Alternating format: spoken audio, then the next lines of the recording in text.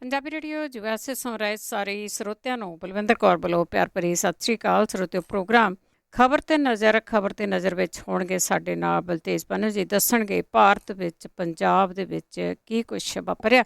ਪਹਿਲਾਂ ਕੁਛ ਕੁ ਖਬਰਾਂ ਤੇ ਨਜ਼ਰ ਮਾਰਾਂਗੇ, ਉਸ ਤੋਂ ਬਾਅਦ ਜੇ ਤੁਹਾਡਾ ਵੀ ਕੋਈ ਸਵਾਲ ਹੋਇਆ ਤੁਸੀਂ ਕਾਲ ਕਰਕੇ ਪੁੱਛ ਸਕੋਗੇ। 4082725200 ਸਟੂਡੀਓ ਦਾ ਫੋਨ ਨੰਬਰ ਆ। ਅਤੇ ਸਭ ਤੋਂ ਪਹਿਲਾਂ ਹੁਣ ਧੰਨਵਾਦ ਕਰਦੇ ਹਾਂ ਸਾਡੇ ਸਪੋਂਸਰ ਦਾ, ਖਾਲਸਾ ਇੰਸ਼ੋਰੈਂਸ ਏਜੰਸੀ ਸੈਨੋ ਜੇ 4082722500। ਹਰ ਇੱਕ ਤਰ੍ਹਾਂ ਦੀ ਇੰਸ਼ੋਰੈਂਸ ਕਰਵਾ ਸਕਦੇ ਹੋ। ਗੁਰਦੀਪ ਸਿੰਘ ਦੀ ਕਲੋਵਸ, ਸਤਨਾਮ ਸਿੰਘ ਸ਼ਿਰਕਲ ਸਲਮਾ, ਬੀਸਲਾ ਪਰਿਵਾਰ, ਮਨਜੀਤ ਸਿੰਘ ਦੀਵਾਨਾ ਫਰਜ਼ਨੋ, ਗੁਰਚਰਨ ਸਿੰਘ ਜੀ ਬੇਕਰਸਫੀਲਡ, ਮਨਦੀਪ ਸਿੰਘ ਸੈਨੋਜੇ, ਜੈਂਡਰ ਹੋਮ ਲੋਨ ਰੀਅਲ ਸਟੇਟ ਵਾਲੇ ਮੋਹਨ ਚੀਮਾ ਜੀ, ਜਿਨ੍ਹਾਂ ਦਾ ਫੋਨ ਨੰਬਰ 5599052575। ਟਰਕੀਆਣਾ ਇਮੀਗ੍ਰੇਸ਼ਨ 415-909-0503 4159090503। ਸਟਾਰਲਾਈਟ ਟਰੱਕ ਟਾਇਰ ਵਾਲੇ, ਜਿਨ੍ਹਾਂ ਤੋਂ ਨਵੇਂ ਤੇ ਪੁਰਾਣੇ ਟਾਇਰ ਲੈ ਸਕਦੇ ਹੋ, ਉਹਨਾਂ ਦਾ ਫੋਨ ਨੰਬਰ 2092509535। ਬਹੁਤ ਬਹੁਤ ਧੰਨਵਾਦ ਕਰਦੇ ਹਾਂ। ਪ੍ਰੋਗਰਾਮਾਂ ਨੂੰ ਸਪੋਂਸਰ ਕਰਦੇ ਹੋ, ਸਭ ਤੱਕ ਆਪਣੀ ਇਨਫੋਰਮੇਸ਼ਨਾਂ ਪਹੁੰਚਾ ਸਕਦੇ ਹੋ। ਤੁਸੀਂ ਵੀ ਜੇ ਤੁਸੀਂ ਵੀ ਕਿਸੇ ਨੇ ਐਡਵਰਟਾਈਜ਼ ਕਰਨੀ ਹੈ, ਕਾਲ ਕਰ ਸਕਦੇ ਹੋ 4087227698। ਸਾਡੇ ਨਾਲ ਜੁੜ ਚੁੱਕੇ ਨੇ ਬਲਤੇਜ ਪੰਨੂ। ਸਤਿ ਸ਼੍ਰੀ ਅਕਾਲ, ਸਵਾਗਤ ਹੈ ਜੀ। ਸਤਿ ਸ਼੍ਰੀ ਅਕਾਲ ਜੀ, ਧੰਨਵਾਦ ਜੀ। ਸਭ ਤੋਂ ਪਹਿਲਾਂ ਕਿ ਗੱਲ ਕਰਦੇ ਹਾਂ, ਕਈ ਰਾਜਾਂ ਦੇ ਵਿੱਚ ਲੋਕਡਾਊਨ ਹੋਇਆ ਇੰਡੀਆ। ਬਿਲਕੁਲ ਜੀ, ਇਹ ਵੱਖ-ਵੱਖ ਰਾਜਾਂ ਦੇ ਵਿੱਚ ਹੋ ਰਿਹਾ। ਦਿੱਲੀ ਤੇ ਰਾਜਸਥਾਨ ਨੇ ਜਿਹੜਾ ਉਹ ਲੋਕਡਾਊਨ ਕੀਤਾ। ਦਿੱਲੀ ਦੇ ਵਿੱਚ 26 ਤਰੀਕ ਤੱਕ ਇਹ ਰਾਤ 10 ਵਜੇ ਤੋਂ ਸ਼ੁਰੂ ਹੋ ਗਿਆ ਜੀ, 26 ਤਰੀਕ ਤੱਕ ਸਵੇਰ ਤੱਕ ਰਹੂਗਾ। ਰਾਜਸਥਾਨ ਦੇ ਵਿੱਚ ਜਿਹੜੀਆਂ ਇਹ ਪਾਬੰਦੀਆਂ ਨੇ 15 ਦਿਨਾਂ ਤੱਕ ਰਹਿਣਗੀਆਂ ਜੀ। ਇਲਾਹਾਬਾਦ ਹਾਈ ਕੋਰਟ ਦੇ ਵੱਲੋਂ ਯੂਪੀ ਦੇ 5 ਸ਼ਹਿਰਾਂ ਦੇ ਵਿੱਚ ਲੋਕਡਾਊਨ ਕਰਨ ਦੇ ਹੁਕਮ ਜਿਹੜੇ ਆ ਉਹ ਕੀਤੇ ਗਏ ਆ, ਜਦੋਂ ਕਿ ਯੂਪੀ ਦੀ ਜਿਹੜੀ ਸਰਕਾਰ ਆ ਉਹਨੇ ਇਹ ਗੱਲ ਕਹੀ ਆ ਕਿ ਲੋਕਡਾਊਨ ਜਿਹੜਾ ਜੀ ਉਹਦੇ ਨਾਲ ਸਹਿਮਤ ਨਹੀਂ ਜਿਹੜਾ ਉਹ ਹੈਗੇ। ਡਾਕਟਰ ਮਨਮੋਹਨ ਸਿੰਘ ਜਿਹੜੇ ਸਾਬਕਾ ਪ੍ਰਧਾਨ ਮੰਤਰੀ ਨੇ, ਉਹਨਾਂ ਨੇ ਜਿਹੜੀਆਂ ਜੀ ਉਹ 2 ਡੋਜ਼ ਲਵਾਈਆਂ ਸੀ ਵੈਕਸੀਨ ਦੀਆਂ। ਉਸ ਤੋਂ ਬਾਅਦ ਉਹ ਹੁਣ ਕਰੋਨਾ ਪੋਜ਼ੀਟਿਵ ਹੋ ਗਿਆ ਔਰ ਉਹਨਾਂ ਨੂੰ ਏਮਜ਼ ਹਸਪੀਟਲ ਦੇ ਵਿੱਚ ਜਿਹੜਾ ਉਹ ਦਾਖਲ ਕਰਵਾਇਆ ਗਿਆ। ਜੇ ਪੰਜਾਬ ਦੇ ਵਿੱਚ ਪਾਬੰਦੀਆਂ ਦੀ ਗੱਲ ਕਰੀਏ ਤਾਂ ਪੰਜਾਬ ਦੇ ਵਿੱਚ ਰਾਤ 8 ਵਜੇ ਤੋਂ ਹੁਣ ਕਰਫਿਊ ਲੱਗੂਗਾ, ਸਵੇਰੇ 5 ਵਜੇ ਤੱਕ। ਪਹਿਲਾਂ 10 ਵਜੇ ਤੋਂ ਲੱਗਦਾ, ਫਿਰ 9 ਵਜੇ ਤੋਂ ਰਾਤੀ ਕਰਤਾ, ਤੇ ਹੁਣ ਇਹ ਸ਼ਾਮ 8 ਵਜੇ ਤੋਂ ਜਿਹੜਾ ਉਹ ਕਰ ਦਿੱਤਾ। ਪੰਜਾਬ ਦੇ ਵਿੱਚ ਸਿਨੇਮਾ, ਬਾਰ, ਕੋਚਿੰਗ ਸੈਂਟਰ, ਖੇਡ ਕੰਪਲੈਕਸ 30 ਤਰੀਕ ਤੱਕ ਬੰਦ ਕਰਤੇ ਗਏ ਆ। ਹਫ਼ਤਾਵਾਰੀ ਬਾਜ਼ਾਰ ਤੇ ਐਤਵਾਰ ਨੂੰ ਮਾਲ, ਦੁਕਾਨਾਂ, ਬਾਜ਼ਾਰ ਸਾਰੇ ਉਹ ਬੰਦ ਰੱਖਣ ਦੇ ਹੁਕਮ ਜਿਹੜੇ ਉਹ ਕੀਤੇ ਗਏ ਆ। ਜਿਹੜੇ ਪੰਜਾਬ ਦੀ ਜੇ ਆਪਾਂ ਗੱਲ ਕਰੀਏ, ਆਕਸੀਜਨ ਦੀ ਘਾਟ ਤਾਂ ਅਸੀਂ ਸਾਰੇ ਹੀ ਆ ਰਹੀ ਆ ਸਾਰੇ ਜਗ੍ਹਾ ਦੇ ਉੱਤੇ। ਗੱਲ ਇਹ ਆ ਕਿ ਪਿਛਲੇ 1 ਸਾਲ ਤੋਂ ਕੀ ਸਿੱਖਿਆ। 1 ਸਾਲ ਪਹਿਲਾਂ ਇਹਨਾਂ ਦਿਨਾਂ ਦੇ ਵਿੱਚ ਕਰੋਨਾ ਵਾਇਰਸ ਆਉਂਦਾ ਮਾਰਚ ਦੇ ਵਿੱਚ, ਤੇ ਘਾਟ ਉਦੋਂ ਵੀ ਚੀਜ਼ਾਂ ਦੀ ਸੀ, 1 ਸਾਲ ਬਾਅਦ ਵੀ ਉਹਨਾਂ ਹੀ ਚੀਜ਼ਾਂ ਦੀ ਘਾਟ ਜਿਹੜੀ ਆ ਉਹ ਦਿਸ ਰਹੀ ਆ।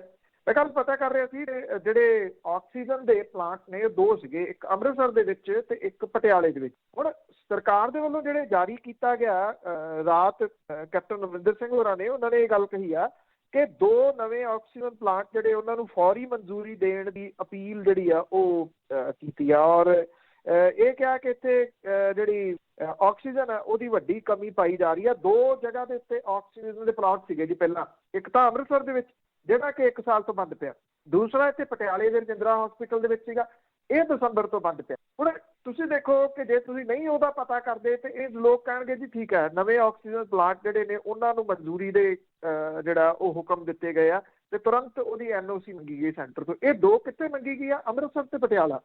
ਸਵਾਲ ਇਹ ਆ ਕਿ 1 ਸਾਲ ਤੋਂ ਇਹ ਬੰਦ ਪਏ, ਇਹ ਕਿਵੇਂ ਬੰਦ ਹੋ ਗਏ? ਪਟਿਆਲੇ ਵਾਲਾ ਦਸੰਬਰ ਤੋਂ ਬੰਦ ਪਿਆ ਜੀ। ਹੁਣ ਤੁਸੀਂ ਮਨਜ਼ੂਰੀ ਕਿਹਨਾਂ ਦੀ ਜਿਹੜੇ ਬੰਦ ਪਏ ਆ ਉਹਨਾਂ ਦੀ ਦੁਬਾਰਾ ਤੋਂ ਮੰਗ ਰਹੇ ਹੋ, ਉਹ ਬੰਦ ਕਿਉਂ ਕੀਤੇ? ਪਹਿਲਾਂ ਮੈਂ ਤੁਹਾਡੇ ਨਾਲ ਗੱਲ ਸਾਂਝੀ ਕੀਤੀ ਕਿ ਜਿਹੜੇ ਸਿਹਤ ਕਾਮੇ ਨੇ ਉਹ ਕੱਢੇ ਗਏ ਸੀਗੇ। ਮਈ ਦੇ ਵਿੱਚ ਉਹਨਾਂ ਨੂੰ ਭਰਤੀ ਕੀਤਾ ਗਿਆ 1000 ਰੁਪਏ ਦਿਹਾੜੀ ਦੇ ਉੱਤੇ, 3000 ਰੁਪਏ ਦਿਹਾੜੀ ਦੇ ਉੱਤੇ ਜਿਹੜੇ MBBS ਡਾਕਟਰ ਸੀ ਉਹ ਭਰਤੀ ਕੀਤੇ ਗਏ। ਅਕਤੂਬਰ ਦੀ ਇੱਕ ਸ਼ਾਮ ਨੂੰ ਉਹਨਾਂ ਨੂੰ ਇਹ ਕਹਿ ਦਿੱਤਾ ਗਿਆ ਸਵੇਰ ਤੋਂ ਕੰਮ ਤੇ ਨਹੀਂ ਆਉਣਾ, ਮਤਲਬ ਕਿ ਸਾਰੇ ਜਿਹੜੇ ਉਹ ਕੱਢ ਦਿੱਤੇ ਗਏ। ਕੀ ਉਦੋਂ ਕਰੋਨਾ ਵਾਇਰਸ ਚਲੇ ਗਿਆ? ਵਿਸ਼ਵ ਦੇ ਵਿੱਚ ਉਦੋਂ ਵੀ ਇਸ ਚੀਜ਼ ਦਾ ਚਰਚਾ ਚੱਲ ਰਿਹਾ ਸੀਗਾ ਕਿ ਜਿਹੜੀ ਸੈਕੰਡ ਵੇਵ ਆ ਉਹ ਖਤਰਨਾਕ ਹੈ, ਉਹ ਆ ਰਹੀ ਆ। ਨਾ ਸੈਂਟਰ ਦੀ ਸਰਕਾਰ ਨੇ ਨਾ ਸੂਬਿਆਂ ਦੀਆਂ ਸਰਕਾਰਾਂ ਨੇ ਇਹਦੇ ਸੰਬੰਧੀ ਕੁਝ ਜਿਹੜਾ ਜੀ ਉਹ ਸਿੱਖਿਆ। ਹੁਣ ਇਹ ਐਲਾਨ ਕਰ ਦਿੱਤਾ ਗਿਆ ਕਿ 1 ਮਈ ਤੋਂ 18 ਸਾਲ ਪਲੱਸ ਜਿਹੜੇ ਨੇ ਉਹਨਾਂ ਸਭ ਨੂੰ ਇਹ ਵੈਕਸੀਨੇਸ਼ਨ ਜਿਹੜਾ ਉਹ ਲੱਗੂਗਾ। ਪਰ ਦੂਜੇ ਪਾਸੇ ਜਿਹੜਾ ਜੀ ਇਹ ਸਵਾਲ ਆ ਕਿ ਇਹ ਜਿਹੜੀ ਵੈਕਸੀਨੇਸ਼ਨ ਆ ਉਹ ਕਿਵੇਂ ਹੋਊਗੀ। ਉਹਦਾ ਕਾਰਨ ਜਿਹੜਾ ਇਹ ਆ ਕਿ ਇਸ ਵੇਲੇ ਜਿਹੜੀ ਇਹ ਵੈਕਸੀਨ ਨੇ ਉਹ ਤਾਂ ਪਹਿਲਾਂ ਹੀ ਰਾਜਾਂ ਨੂੰ ਘੱਟ ਜਿਹੜੇ ਉਹ ਪੈ ਰਹੇ ਆ। ਜਦੋਂ 18 ਸਾਲ ਪਲੱਸ ਵਾਲੇ ਸਭ ਨੂੰ ਲੱਗਣਗੇ ਤੇ ਫਿਰ ਜਿਹੜੀ ਡਾਕਟਰ ਮਨਮੋਹਨ ਸਿੰਘ ਹੋਰਾਂ ਨੇ ਕੱਲ ਚਿੱਠੀ ਲਿਖੀ ਸੀਗੀ ਪ੍ਰਧਾਨ ਮੰਤਰੀ ਨੂੰ, ਉਹ ਸਹੀ ਸੀ। ਹਾਲਾਂਕਿ ਕੇਂਦਰੀ ਸਿਹਤ ਮੰਤਰੀ ਉਹਨਾਂ ਦੀ ਨਿਖੇਧੀ ਕਰੀ ਜਾਂਦੇ ਆ ਵੀ ਡਾਕਟਰ ਸਾਹਿਬ ਜਿਹੜੇ ਨੇ ਉਹ ਕਿੰਤੂ ਪਰੰਤੂ ਕਰ ਰਹੇ। ਉਹਨਾਂ ਨੇ ਇਹ ਗੱਲ ਕਹੀ ਸੀਗੀ ਕਿ ਤੁਸੀਂ ਇਹ ਟਰਾਇਲ ਦਾ ਦੂਜੇ ਤੀਜੇ ਚੱਕਰਾਂ ਦੇ ਵਿੱਚ ਨਾ ਪਾਓ। ਵਿਸ਼ਵ ਦੇ ਵਿੱਚ ਜਿਹੜੇ ਵੈਕਸੀਨ ਜਿਨ੍ਹਾਂ ਦੇ ਟਰਾਇਲ ਹੋ ਚੁੱਕੇ ਆ, ਜਿਹੜੇ ਐਕਸੈਪਟ ਹੋ ਚੁੱਕੇ ਨੇ WHO ਦੇ ਵੱਲੋਂ, ਉਹਨਾਂ ਨੂੰ ਤੁਰੰਤ ਜਿਹੜੀ ਆ ਜੀ ਉਹ ਇੱਥੇ ਇਜਾਜ਼ਤ ਦੇ ਦਿਓ ਲਿਆਉਣ ਦੀ। ਇਹੀ ਗੱਲ ਉਹਨਾਂ ਨੇ ਕੀਤੀ ਸੀ। ਹੁਣ ਜੇ 18 ਪਲੱਸ ਵਾਲਿਆਂ ਨੂੰ ਲਾਉਣੀ ਆ ਤੇ ਬਿਨਾਂ ਉਹਨਾਂ ਜਿਹੜਾ ਸਰਨਾ ਨਹੀਂ ਗਾ, ਖਾਸ ਤੌਰ ਦੇ ਉੱਤੇ ਜਿਹੜੀ ਰਸ਼ੀਆ ਦੀ ਬਣੀ ਹੋਈ ਹੈਗੀ ਵੈਕਸੀਨ, ਉਹਦੇ ਤੋਂ ਬਿਨਾਂ ਤਾਂ ਇਹ ਲਾਏ ਹੀ ਨਹੀਂ ਜਾ ਸਕਦਾ। ਜੀ ਜੀ ਬਿਲਕੁਲ, ਕਾਫੀ ਪ੍ਰਕੋਪ ਪਾਇਆ ਜਾ ਰਿਹਾ। ਅੱਗੇ ਗੱਲ ਕਰਦੇ ਹਾਂ, ਕੰਵਰ ਵਿਜੇ ਪ੍ਰਤਾਪ ਸਿੰਘ ਦੀ ਅਸਤੀਫਾ ਮਨਜ਼ੂਰ। ਕਦੀ IG ਕੁੰਵਰ ਵਿਜੇ ਪ੍ਰਤਾਪ ਹੋਰਾਂ ਦਾ ਜਿਹੜਾ ਇਹ ਅਸਤੀਫਾ ਜਿਹੜਾ ਉਹਨਾਂ ਨੇ ਈਅਰਲੀ ਰਿਟਾਇਰਮੈਂਟ ਮੰਗੀ ਸੀਗੀ, ਮੁੱਖ ਮੰਤਰੀ ਕੈਪਟਨ ਅਮਰਿੰਦਰ ਸਿੰਘ ਹੋਰਾਂ ਨੇ ਜਿਹੜਾ ਜੀ ਉਹਨਾਂ ਨੂੰ ਮਨਾਉਣ ਦੇ ਯਤਨ ਕੀਤੇ ਸੀਗੇ। ਪਰ ਕੁੰਵਰ ਵਿਜੇ ਪ੍ਰਤਾਪ ਹੋਰੀ ਜਿਸ ਕਿਸਮ ਦੇ ਆਫੀਸਰ ਨੇ, ਸਭ ਨੂੰ ਪਤਾ ਜੀ ਕਿ ਉਹਨਾਂ ਨੇ ਵਾਪਸ ਨਹੀਂ ਸੀ ਲੈਣਾ ਅਸਤੀਫਾ ਆਪਣਾ, ਉਹਨਾਂ ਨੇ ਵਾਪਸ ਨਹੀਂ ਲਿਆ। ਉਹਨਾਂ ਨੇ ਇਹ ਗੱਲ ਕਹੀ ਸੀ ਕਿ ਮੈਨੂੰ ਮਨਾਉਣ ਦੇ ਯਤਨ ਕੀਤੇ ਗਏ ਪਰ ਮੈਂ ਮਨਾ ਲਿਆ ਮੁੱਖ ਮੰਤਰੀ ਨੂੰ, ਇਹ ਕਹਿ ਕੇ ਕਿ ਮੈਂ ਅਸਤੀਫਾ ਜਿਹੜਾ ਜੀ ਆਪਣੇ ਅਹੁਦੇ ਤੋਂ ਦਊਂਗਾ, ਭਾਵ ਕਿ ਅਰਲੀ ਰਿਟਾਇਰਮੈਂਟ ਜਿਹੜੀ ਆ ਉਹ ਲਊਂਗਾ। ਹੁਣ ਜਿਹੜੇ ਕੁੰਵਰ ਵਿਜੇ ਪ੍ਰਤਾਪ ਹੋਰੀ ਨੇ, ਉਹਨਾਂ ਦੀ ਮੰਗ ਸੂਬੇ ਦੀ ਸਰਕਾਰ ਨੇ ਉਹਨਾਂ ਦੀ ਜਿੱਦ ਕਰਕੇ ਮੰਨ ਲਈ ਆ। ਦੇਰ ਰਾਤ ਜਿਹੜਾ ਕੁੰਵਰ ਵਿਜੇ ਪ੍ਰਤਾਪ ਸਿੰਘ ਹੋਰਾਂ ਦਾ VRS ਜਿਹੜਾ ਪ੍ਰਸਤਾਵ ਸੀਗਾ ਉਹ ਗ੍ਰਹਿ ਮੰਤਰਾਲੇ ਨੇ ਮਨਜ਼ੂਰ ਕਰਕੇ ਕੇਂਦਰ ਦੀ ਸਰਕਾਰ ਨੂੰ ਭੇਜਤਾ। ਇਹ ਤੋਂ ਪਹਿਲਾਂ ਸੂਬਾ ਸਰਕਾਰ ਨੇ SIT ਮਾਮਲੇ ਦੇ ਵਿੱਚ 2 ਮੈਂਬਰੀ ਇੱਕ ਵਿਸ਼ੇਸ਼ ਕਮੇਟੀ ਦੇ ਗਠਨ ਨੂੰ ਮਨਜ਼ੂਰੀ ਦੇ ਦਿੱਤੀ ਆ, ਕਿਉਂਕਿ ਸਰਕਾਰ ਨੂੰ ਕਿਸੇ ਸੀਨੀਅਰ IPS ਅਧਿਕਾਰੀ ਨੂੰ VRS ਦੇਣ ਤੋਂ ਪਹਿਲਾਂ ਵੱਖੋ ਵੱਖਰੇ ਜਿਹੜੇ ਹੁੰਦੇ ਨੇ ਉਹਦੇ ਪਹਿਲੂ, ਉਹਦੇ ਉੱਤੇ ਵਿਚਾਰ ਜਿਹੜਾ ਉਹ ਕਰਨਾ ਹੁੰਦਾ। ਕਮੇਟੀ ਨੇ ਹੁਣ ਤੱਕ ਉਹਨਾਂ ਦੇ ਕਾਰਜਕਾਲ ਦੇ ਦੌਰਾਨ ਰਿਕਾਰਡ ਚੈੱਕ, ਕਾਨੂੰਨੀ ਰਾਏ ਜਿਹੜੀ ਆ ਉਹ ਲੈਣ ਨੂੰ ਜਿਹੜਾ ਉਹ ਭੇਜਿਆ ਸੀਗਾ। ਉਹ ਸਾਰਾ ਕੁਝ ਠੀਕ ਹੈ। 23 ਸਾਲ ਦੀ ਆਪਣੀ ਇਸ ਜਿਹੜੀ ਇਹਨਾਂ ਦੀ ਸਰਵਿਸ ਸੀਗੀ, ਉਹਦੇ ਦੌਰਾਨ ਬਹੁਤ ਚਰਚਿਤ ਜਿਹੜੇ ਉਹ ਆਫੀਸਰਾਂ ਦੇ ਵਿੱਚੋਂ ਇੱਕ ਰਹੇ। ਉਹਨਾਂ ਦੇ ਉੱਤੇ ਕਦੀ ਕਿਸੇ ਕਿਸਮ ਦੀ ਕਰਪਸ਼ਨ ਦਾ ਦੋਸ਼ ਜਿਹੜਾ ਉਹ ਨਹੀਂ ਲੱਗਿਆ। ਅਹਿਮ ਜਿਹੜੀਆਂ ਇਨਵੈਸਟੀਗੇਸ਼ਨ ਸੀਗੀਆਂ ਉਹ ਉਹਨਾਂ ਨੇ ਇੱਥੇ ਪੰਜਾਬ ਦੇ ਵਿੱਚ ਕੀਤੀਆਂ। ਹਾਈ ਕੋਰਟ ਦੇ ਵਿੱਚ ਜਿਨ੍ਹਾਂ ਅਫਸਰਾਂ ਦੀ ਇਨਵੈਸਟੀਗੇਸ਼ਨ ਦੇ ਉੱਤੇ ਬਹੁਤ ਭਰੋਸਾ ਕੀਤਾ ਜਾਂਦਾ, ਉਹਨਾਂ ਦੇ ਵਿੱਚੋਂ ਇੱਕ ਕੁੰਵਰ ਵਿਜੇ ਪ੍ਰਤਾਪ ਸਿੰਘ ਹੋਰੀ ਨੇ। ਇਹ ਵੱਖਰੀ ਗੱਲ ਹੈ ਕਿ ਹਾਲਾਤ ਕਿਹੋ ਜਿਹੇ ਬਣ ਗਏ ਕਿ ਉਹ ਉਸੇ ਹਾਈ ਕੋਰਟ ਦੇ ਵਿੱਚ ਉਹਨਾਂ ਦੀ ਜਿਹੜੀ ਸਿੱਟ ਸੀ ਉਹ ਰੱਦ ਕਰ ਦਿੱਤੀ ਗਈ। ਇਸ ਕਰਕੇ ਕਿ ਜਿਹੜਾ ਸਰਕਾਰੀ ਧਿਰ ਸੀਗੀ, ਸਰਕਾਰੀ ਪੱਖ ਸੀਗਾ ਪੰਜਾਬ ਸਰਕਾਰ ਦੇ ਵੱਲੋਂ ਪੇਸ਼ ਹੋਇਆ, ਉਹ ਇਸ ਮਾਮਲੇ ਦੇ ਉੱਤੇ ਇਹਦੀ ਪੈਰਵਾਈ ਪ੍ਰੋਪਰ ਨਹੀਂ ਕਰ ਸਕੇ। ਉਧਰ ਅੱਜ ਦਾ ਦਿਨ ਇਸ ਪੱਖੋਂ ਬੜਾ ਅਹਿਮ ਰਹੂਗਾ ਕਿ ਕੋਟਕਪੂਰਾ ਗੋਲੀ ਕਾਂਡ ਦੇ ਵਿੱਚ ਮੁਕੰਮਲ ਪੜਤਾਲ ਰਿਪੋਰਟ ਰੱਦ ਹੋਣ ਤੋਂ ਬਾਅਦ ਜਿਹੜੀ ਸਿੱਟ ਹੈ ਪੰਜਾਬ ਸਰਕਾਰ ਲਈ, ਅੱਜ ਦਾ ਦਿਨ ਇਹ ਅਹਿਮ ਹੈ ਕਿ Punjab Haryana high court Bible ਗੋਲੀ ਕਾਂਡ ਦੇ ਮਾਮਲੇ ਦੀ ਸੁਣਵਾਈ ਜਿਹੜੀ ਉਹ ਕਰੂਗਾ। ਇਸ ਕੇਸ ਦੇ ਵਿੱਚ ਨਾਮਜ਼ਦ ਮੁਲਜ਼ਮਾਂ ਨੇ ਕੋਟਕਪੂਰਾ ਗੋਲੀ ਕਾਂਡ ਮਾਮਲੇ ਦੀ ਤਰਜ਼ ਤੇ ਬਾਈਬਲ ਗੋਲੀ ਕਾਂਡ ਮਾਮਲੇ ਦੀ ਪੜਤਾਲ ਵੀ ਰੱਦ ਕਰਨ ਦੀ ਮੰਗ ਜਿਹੜੀ ਆ ਉਹ ਕੀਤੀ ਆ। ਜਸਟਿਸ ਅਲਕਾ ਸਰੀਨ ਨੇ ਇਸ ਮਾਮਲੇ ਦੇ ਵਿੱਚ ਸੁਣਵਾਈ ਅੱਜ ਦੇ ਉੱਤੇ ਨਿਸ਼ਚਿਤ ਜਿਹੜੀ ਆ ਉਹ ਕੀਤੀ ਹੋਈ ਸੀਗੀ। ਕੋਟਕਪੂਰਾ ਗੋਲੀ ਕਾਂਡ ਸੰਬੰਧੀ ਹਾਈ ਕੋਰਟ ਦਾ ਫੈਸਲਾ ਅਜੇ ਜਨਤਕ ਨਹੀਂ ਹੋਇਆ, ਅੱਜ ਹੋਣ ਦੀ ਸੰਭਾਵਨਾ ਹੈ। ਜੇ ਅੱਜ ਦਾ ਵੀ ਇਹ ਜਿਹੜਾ ਫੈਸਲਾ ਜਨਤਕ ਨਹੀਂ ਹੁੰਦਾ ਤਾਂ ਬਾਈਬਲ ਗੋਲੀ ਕਾਂਡ ਦੀ ਸੁਣਵਾਈ ਵੀ ਜਿਹੜੀ ਆ ਉਹ ਟਲ ਸਕਦੀ ਹੈ। ਦੇਖਦੇ ਆ ਕਿ ਹਾਈ ਕੋਰਟ ਦੇ ਵਿੱਚ ਦੂਸਰੀ ਸੁਣਵਾਈ ਜਿਹੜੀ ਉਹਦੀ ਕੀ ਹੁੰਦਾ। ਜੇ ਇਹ ਵੀ ਰੱਦ ਹੋ ਜਾਂਦੀ ਹੈ ਤੇ ਪਹਿਲਾਂ ਹੀ ਕਿਰਕਰੀ ਦਾ ਸਾਹਮਣਾ ਕਰ ਰਹੀ ਪੰਜਾਬ ਸਰਕਾਰ ਜਿਹੜੀ ਆ ਉਹ ਹੋਰ ਕੁੜਿੱਕੀ ਦੇ ਵਿੱਚ ਫਸ ਜਾਊਗੀ। ਉਹਦੀ ਵਜ੍ਹਾ ਉਹਦੇ ਐਡਵੋਕੇਟ ਜਨਰਲ ਅਤੁਲ ਨੰਦਾ ਤੇ ਉਹਦਾ ਗਰੁੱਪ ਹੈ ਜੀ, ਸਾਰੇ ਦਾ ਸਾਰਾ, ਜਿਨ੍ਹਾਂ ਨੇ ਪੈਸੇ ਕਮਾਉਣੇ ਇੱਕੋ ਇੱਕ ਜਿਹੜਾ ਜੀ ਉਹ ਮੁੱਖ ਮਕਸਦ ਰੱਖਿਆ ਹੋਇਆ। 3,30,000 ਰੁਪਏ ਦੀ ਫੀਸ ਵਾਲੇ ਵਕੀਲ 25 ਲੱਖ ਰੁਪਏ ਦੇ ਉੱਤੇ ਲਿਆਂਦੇ ਗਏ ਆ ਪਿਛਲੇ ਸਮੇਂ ਦੇ ਦੌਰਾਨ। ਤਾਂ ਕੀ ਫਰਕ ਪਊਗਾ ਜੀ ਉਹਨਾਂ ਨੂੰ? ਇੰਨੇ ਦੇਰ ਦੇ ਕਰ ਰਹੇ ਆ ਹੋਏ ਇਹ ਕੰਮ, ਕੁਝ ਨਹੀਂ ਅਸੀਂ ਜਾਣਾ ਹੀ ਨਹੀਂਗਾ। ਤਾਂ ਅੱਗੇ ਢੀਂਡਸਾ ਤੇ ਬ੍ਰਹਮਪੁਰਾ ਦੀ ਗੱਲ ਕਰੀਏ, ਇਹ ਇੱਕ ਹੋਰ ਨਵੀਂ ਪਾਰਟੀ ਬਣਾਉਣਗੇ ਜੀ? ਦੇਖੋ, ਇਹ ਪੁਰਾਣੇ ਜਿਹੜੇ ਉਹ ਘਾਗ ਅਕਾਲੀ ਆਗੂਆਂ ਦੇ ਵਿੱਚੋਂ ਨੇ। ਕੋਈ ਸਮਾਂ ਹੁੰਦਾ ਸੀਗਾ, ਇਹਦੇ 'ਚ ਕੋਈ ਸ਼ੱਕ ਨਹੀਂ ਕਿ ਜਿਹੜੇ ਤੂਤੀ ਬੋਲਦੀ ਰਹੀ ਹੈ ਇਹਨਾਂ ਦੀ ਸੁਖਦੇਵ ਸਿੰਘ ਢੀਂਡਸਾ ਹੋਰਾਂ ਦੀ ਵੀ ਤੇ ਰਣਜੀਤ ਸਿੰਘ ਬ੍ਰਹਮਪੁਰਾ ਹੋਰਾਂ ਦੀ। ਜਿੱਥੇ ਸੁਖਦੇਵ ਸਿੰਘ ਢੀਂਡਸਾ ਹੋਰਾਂ ਦੀ ਚੜ੍ਹਾਈ ਮਾਲਵੇ ਦੇ ਖੇਤਰ ਦੇ ਵਿੱਚ ਰਹੀ ਆ, ਉੱਥੇ ਮਾਝੇ ਦੇ ਖੇਤਰ ਦੇ ਵਿੱਚ ਰਣਜੀਤ ਸਿੰਘ ਬ੍ਰਹਮਪੁਰਾ ਹੋਰਾਂ ਦੀ ਵੀ ਚੜ੍ਹਾਈ ਜਿਹੜੀ ਆ ਉਹ ਰਹੀ ਆ, ਲੰਬੇ ਸਮੇਂ ਤੱਕ ਰਹੀ ਆ। ਪ੍ਰਕਾਸ਼ ਸਿੰਘ ਬਾਦਲ ਦੇ ਦੋਨੋਂ ਕਰੀਬੀ, ਜਦੋਂ ਪ੍ਰਕਾਸ਼ ਸਿੰਘ ਬਾਦਲ ਹੋਰਾਂ ਦੇ ਵਿੱਚ ਪੁੱਤ ਪ੍ਰਸਤੀ ਜਿਹੜੀ ਸੀ ਉਹ ਜਾਗ ਪਈ ਤੇ ਫਿਰ ਸੀਨੀਅਰ ਲੀਡਰਸ਼ਿਪ ਜਿਹੜੀ ਸੀ ਉਹਨੂੰ ਖੁੱਡੇ ਲਾਈਨ ਲਾਉਣ ਦਾ ਕੰਮ ਸ਼ੁਰੂ ਹੋਇਆ, ਕਿਉਂਕਿ ਉਹਨਾਂ ਨੂੰ ਇਹ ਲੱਗਦਾ ਸੀ ਕਿ ਇਹ ਲੋਕ ਸੁਖਬੀਰ ਸਿੰਘ ਬਾਦਲ ਨੂੰ ਮੂਹਰੇ ਨਹੀਂ ਆਉਣ ਦੇਣਗੇ। ਹੌਲੀ ਹੌਲੀ ਇਹ ਸਾਰਾ ਕੁਝ ਜਿਹੜਾ ਉਹ ਸਹਿੰਦੇ ਵੀ ਰਹੇ। ਮੁੜ ਕੇ ਜਿਹੜਾ ਇਹਨਾਂ ਦੇ ਮੁੰਡੇ ਰਾਜਨੀਤੀ ਦੇ ਵਿੱਚ ਲਿਆਂਦੇ ਗਏ। ਪਰਮਿੰਦਰ ਸਿੰਘ ਢੀਂਡਸਾ ਹੋਰੀ ਅਕਾਲੀ ਦਲ ਦੀ ਸਰਕਾਰ ਦੇ ਵਿੱਚ ਫਾਈਨੈਂਸ ਮਿਨਿਸਟਰ ਵੀ ਰਹੇ ਤੇ ਜਦੋਂ ਗੁਰੂ ਗ੍ਰੰਥ ਸਾਹਿਬ ਦੀ ਬੇਅਦਬੀ ਹੋਈ ਉਸ ਤੋਂ ਬਾਅਦ ਰਮਨਜੀਤ ਸਿੰਘ ਸਟਿੱਕੀ ਨੇ ਜਦੋਂ ਅਸਤੀਫਾ ਦੇ ਦਿੱਤਾ ਸੀ ਖਡੂਰ ਸਾਹਿਬ ਵਾਲੀ ਸੀਟ ਤੋਂ ਤੇ ਜਿਹੜੀ ਗੁਰੂ ਗ੍ਰੰਥ ਸਾਹਿਬ ਦੀ ਬੇਅਦਬੀ ਦੇ ਵਿਰੋਧ ਦੇ ਵਿੱਚ, ਤੇ ਉਦੋਂ ਜਦੋਂ ਅਕਾਲੀ ਦਲ ਨੇ ਉਮੀਦਵਾਰ ਖੜਾ ਕੀਤਾ ਉਹ ਰਣਜੀਤ ਸਿੰਘ ਬ੍ਰਹਮਪੁਰਾ ਦਾ ਮੁੰਡਾ ਜਿਹੜਾ ਜੀ ਉਹਨੂੰ ਖੜਾ ਕੀਤਾ। ਔਰ ਉਹ ਉਦੋਂ ਕਿਉਂਕਿ ਕਾਂਗਰਸ ਨੇ ਉਮੀਦਵਾਰ ਨਹੀਂ ਖੜਾ ਕੀਤਾ, ਆਮ ਆਦਮੀ ਪਾਰਟੀ ਨੇ ਉਮੀਦਵਾਰ ਖੜਾ ਨਹੀਂ ਕੀਤਾ, ਜਿਹਦੇ ਕਰਕੇ ਉਹ ਉਦੋਂ ਰਵਿੰਦਰ ਸਿੰਘ ਬ੍ਰਹਮਪੁਰਾ ਜਿਹੜਾ ਜੀ ਉਹ ਸੌਖਿਆਂ ਸੀਟ ਖਡੂਰ ਸਾਹਿਬ ਵਾਲੀ ਕੱਢ ਗਿਆ ਸੀ। ਮੁੜ ਕੇ ਜਿਹੜਾ ਸੀਗਾ ਜੀ ਇਹ ਵਾਧਾ ਰਣਜੀਤ ਸਿੰਘ ਜਿਹੜੇ ਬ੍ਰਹਮਪੁਰਾ ਨੇ ਉਹ ਵੱਖਰੇ ਹੋ ਗਏ ਅਕਾਲੀ ਦਲ ਤੋਂ।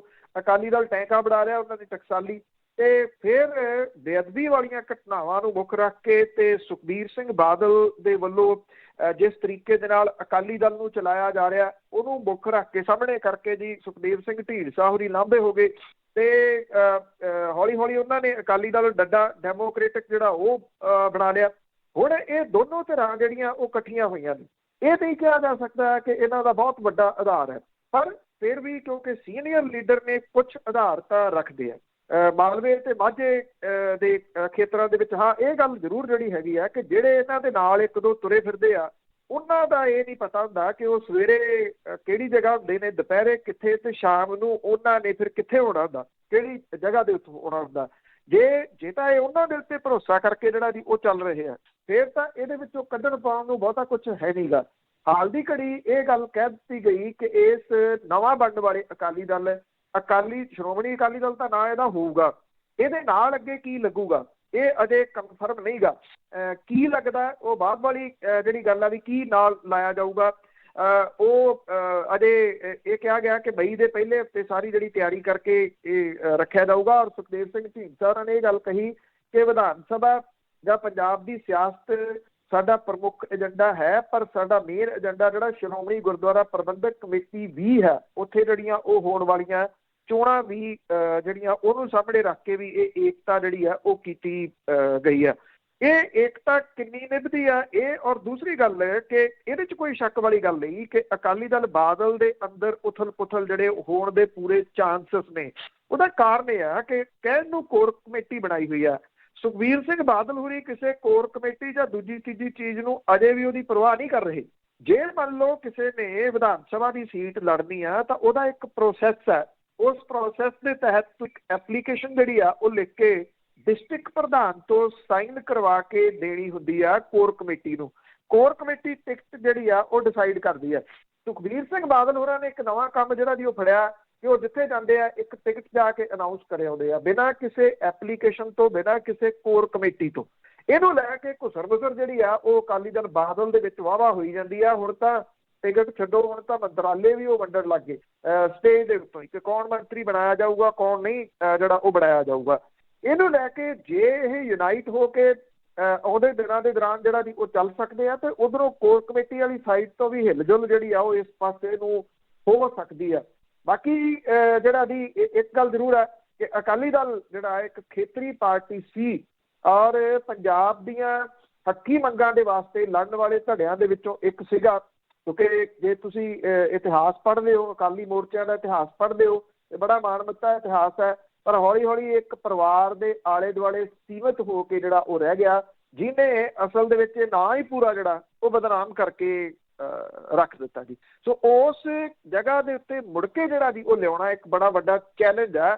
ਉੱਥੇ ਆ ਸਕੂਗਾ ਜਾਂ ਨਹੀਂ ਇਹ ਨਿਰਭਰ ਕਰੂਗਾ ਜੀ ਇਹਨਾਂ ਦੀ, ਖਾਸ ਤੌਰ ਦੇ ਉੱਤੇ ਸੁਖਦੇਵ ਸਿੰਘ ਢੀਂਡਸਾ ਹੋਰਾਂ ਦੀ ਕਾਰਗੁਜ਼ਾਰੀ ਦੇ। ਕਿਉਂਕਿ ਜੇ ਆਪਾਂ ਐਕਟਿਵ ਦੇ ਤੌਰ ਦੇ ਉੱਤੇ ਜਾਣੀਏ ਤਾਂ ਰਣਜੀਤ ਸਿੰਘ ਬ੍ਰਹਮਪੁਰਾ ਹੋਰਾਂ ਦੇ ਨਾਲੋਂ ਕਿਤੇ ਜ਼ਿਆਦਾ ਅਜੇ ਵੀ ਐਕਟਿਵ ਨੇ ਔਰ ਇਹ ਮੰਨਿਆ ਜਾਂਦਾ ਕਿ ਉਹਨਾਂ ਦੀ ਜਿਹੜੀ ਸਿਆਸਤ ਹੈ ਉਹ ਆਮ ਬੰਦੇ ਨੂੰ ਘੱਟ ਸਮਝ ਆਉਂਦੀ ਹੈ। ਜੀ ਜੀ, ਪਰ ਅਕਾਲੀ ਦਲ ਪਤਾ ਨਹੀਂ ਕਿੰਨੇ ਕੁ ਬਣਨਗੇ, ਅੱਜ ਤੱਕ ਬਹੁਤ ਬਣ ਚੁੱਕੇ ਆ। ਤੇ ਅੱਗੇ ਪੱਛਮੀ ਬੰਗਾਲ ਦੀ ਜੇ ਗੱਲ ਕਰੀਏ, ਉਸ ਦੇ ਵਿੱਚ ਪਾਰਟੀਆਂ ਨੇ ਆਪਣੀਆਂ ਵੱਡੀਆਂ ਰੈਲੀਆਂ ਰੱਦ ਕਰਨੀਆਂ ਸ਼ੁਰੂ ਕੀਤੀਆਂ। ਦੇਖੋ, ਇਹ ਤੁਸੀਂ ਕਹ ਲਓ ਕਿ ਦੇਰ ਬਾਅਦ ਲਿਆ ਗਿਆ ਦਰੁਸਤ ਫੈਸਲਾ। ਰੌਲਾ ਤਾਂ ਇਹਦਾ ਕਈ ਦਿਨਾਂ ਦਾ ਜਿਹੜਾ ਉਹ ਪਈ ਜਾਂਦਾ ਕਿ ਇੱਥੋਂ ਜਿਹੜੀਆਂ ਰੈਲੀਆਂ ਰੱਦ ਕੀਤੀਆਂ ਜਾਣ।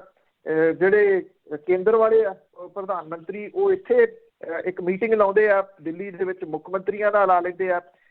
ਫਿਰ ਉਹ ਜਿਹੜੇ ਐਕਸਪਰਟ ਨੇ ਮੈਡੀਕਲ ਤੌਰ ਦੇ ਉੱਤੇ, ਉਹਨਾਂ ਦੇ ਨਾਲ ਇੱਕ ਮੀਟਿੰਗ ਜਿਹੜੀ ਆ ਉਹ ਲਾ ਲੈਂਦੇ ਆ।